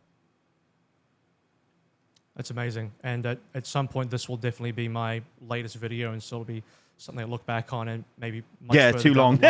You're fucking out. This guy kept talking. You know, and it's I apologize. No, not because of that, but you know, no, this has been absolutely amazing. And I'll forever remember and cherish the fact that you were one of my first ever guests on this, and I hope that one day I can be doing this for 14 years with 5,000 videos. But really you quickly, might want to take that back. You might want to take that back. I don't wish it on anybody. Let's take it one video at a time. But 14 years is pretty amazing. What is, as we get to, and this will come out in 2025, so to look back on the year 2024, what was your game of the year for 2024? Oh, okay. So, it's Space Marine 2. I really like Space Marine. So Space Marine was one of those games. I loved Space Marine, and I don't even know how many times I've played through that. I used to stream Space Marine 2. It used to be like a subscriber stream I used to do and all kinds of stuff like that. We used to play the multiplayer of it. And Space Marine 2, I think they've done a great job with just giving us the sequel to Space Marine. It was great. It was fantastic. I think Helldivers 2, it was a really good experience as well. But I think I'd have to give it to Space Marine 2, to be honest. It's just because I just like Space Marine. It was awesome. I love the 40k universe as well, and Space Marine 1 is... Hey, did you know, Avril, I was the first person to stream miniature painting. Really? So you got so many accolades. In fact, give some medals. Yeah, they made the category because of me. Wow. So there you go. And I used to get... you're ahead of the times. Yeah, but... that was not a great thing, though, because I was trying to paint... I was painting, but I was having to... Yeah. I would say I was average. But when you've got a 50 times optical zoom on the model, it's like, you can't be average no more. And yeah, and you know, again, I put my content creator hat on. You could see what was going to happen as soon as the professional painters were like, hold on, we can just stream ourselves painting. that's the end of Stylosa's miniature painting. You know, you could see it coming. The actual heavy metal guys, the actual Games Workshop guys start coming in. Yeah, and they did, yeah. You know, and I actually met people from Games Workshop, and one of the head model painters who does all of the models for the catalog was like, "What? This is amazing!" I'm like, "Oh yeah," but then they started streaming, so. Well, you can credit yourself as the one that set it up for them. You walked so that could run. Speaking of running, maybe into the future now, what can we expect from you next? And you know what should people expect from you coming up? Yeah, so I have I'll kind of keep it brief because like I know I talk too much. I used to be like way too engaged with what I was doing on YouTube. I was trying to plan everything out. I was trying to look way too far forward. But one of the best things I've done recently is at the top of my Google Docs I always have open, and it's just keep it simple. And I don't overthink anything. I almost take that advice I guess gave of, if you want to make the video, just make it. And I don't think to myself, well, if I make a Helldivers video now, the people who might be watching my video recently for Rivals, they don't want to see that. But I'm like, no, because that's just what I want to make, so I'm just going to do it. So I just keep things very simple now. And throughout the years of doing this, like I've kind of gone through all of the phases of like it becomes your entire life to sort of stepping back a little bit from it and keeping it as like an active hobby to then sort of where I am now, where it is, I wouldn't say this is like my main thing that I do, but it's a thing I will always do. And I think it took quite a lot of time to get to that point because it used to be the thing I was, you know, if that makes sense. I was a YouTuber, I was a content creator, but now it's a thing I do as well as try to have a normal life. So I just keep things simple. So what's going to happen in 2025? I mean, I can't even tell you what's going to happen tomorrow. What will happen tomorrow will just be, honestly, it'll just be whatever I can be bothered making a video on, if I can. In fact, I've got to take one of my cars in for its service tomorrow, so maybe I don't make a video. I don't know. And there were times where if I didn't make a video, I was killing myself. Like I'd failed. I had not made a video. It's insane. I can tell you what I hope will happen to you in 2025. I wish you all the best for your own personal health that you've spoken much about, but also the health of your family and especially your father recently. Oh, thank you. With his prostate cancer diagnosis, which you made a video about, which I think is a very important video that people should check out, especially if you're a male within the 30 to 40 age range or even older, right? So something really significant happened to your family that I'm sorry to hear about, but I do hope that you guys are able to, you know, I heard he already is making a recovery, and I hope that continues. Yeah, he is. Lucky bastard, but he is, yeah. Like he's fine. But again, you know, it's a case of awareness, and sometimes these things, they do weigh on you when you think you can make videos and people will listen to the videos, and you might get one or two people that it helps them. Like at the inaugural finals for Overwatch League, a family came up to me and they said, because of the way I was talking about the ulcerative colitis that I've got, their son was able to live a normal life. Because one of the things with it is it can be quite debilitating because, you know, you run to the toilet a lot, which is obviously difficult for a lot of things. Imagine if you want to jump in your car and go somewhere. Well, what happens if you need to go to the toilet? Well, that's not going to be great. And it can cause people to just not want to almost live their life.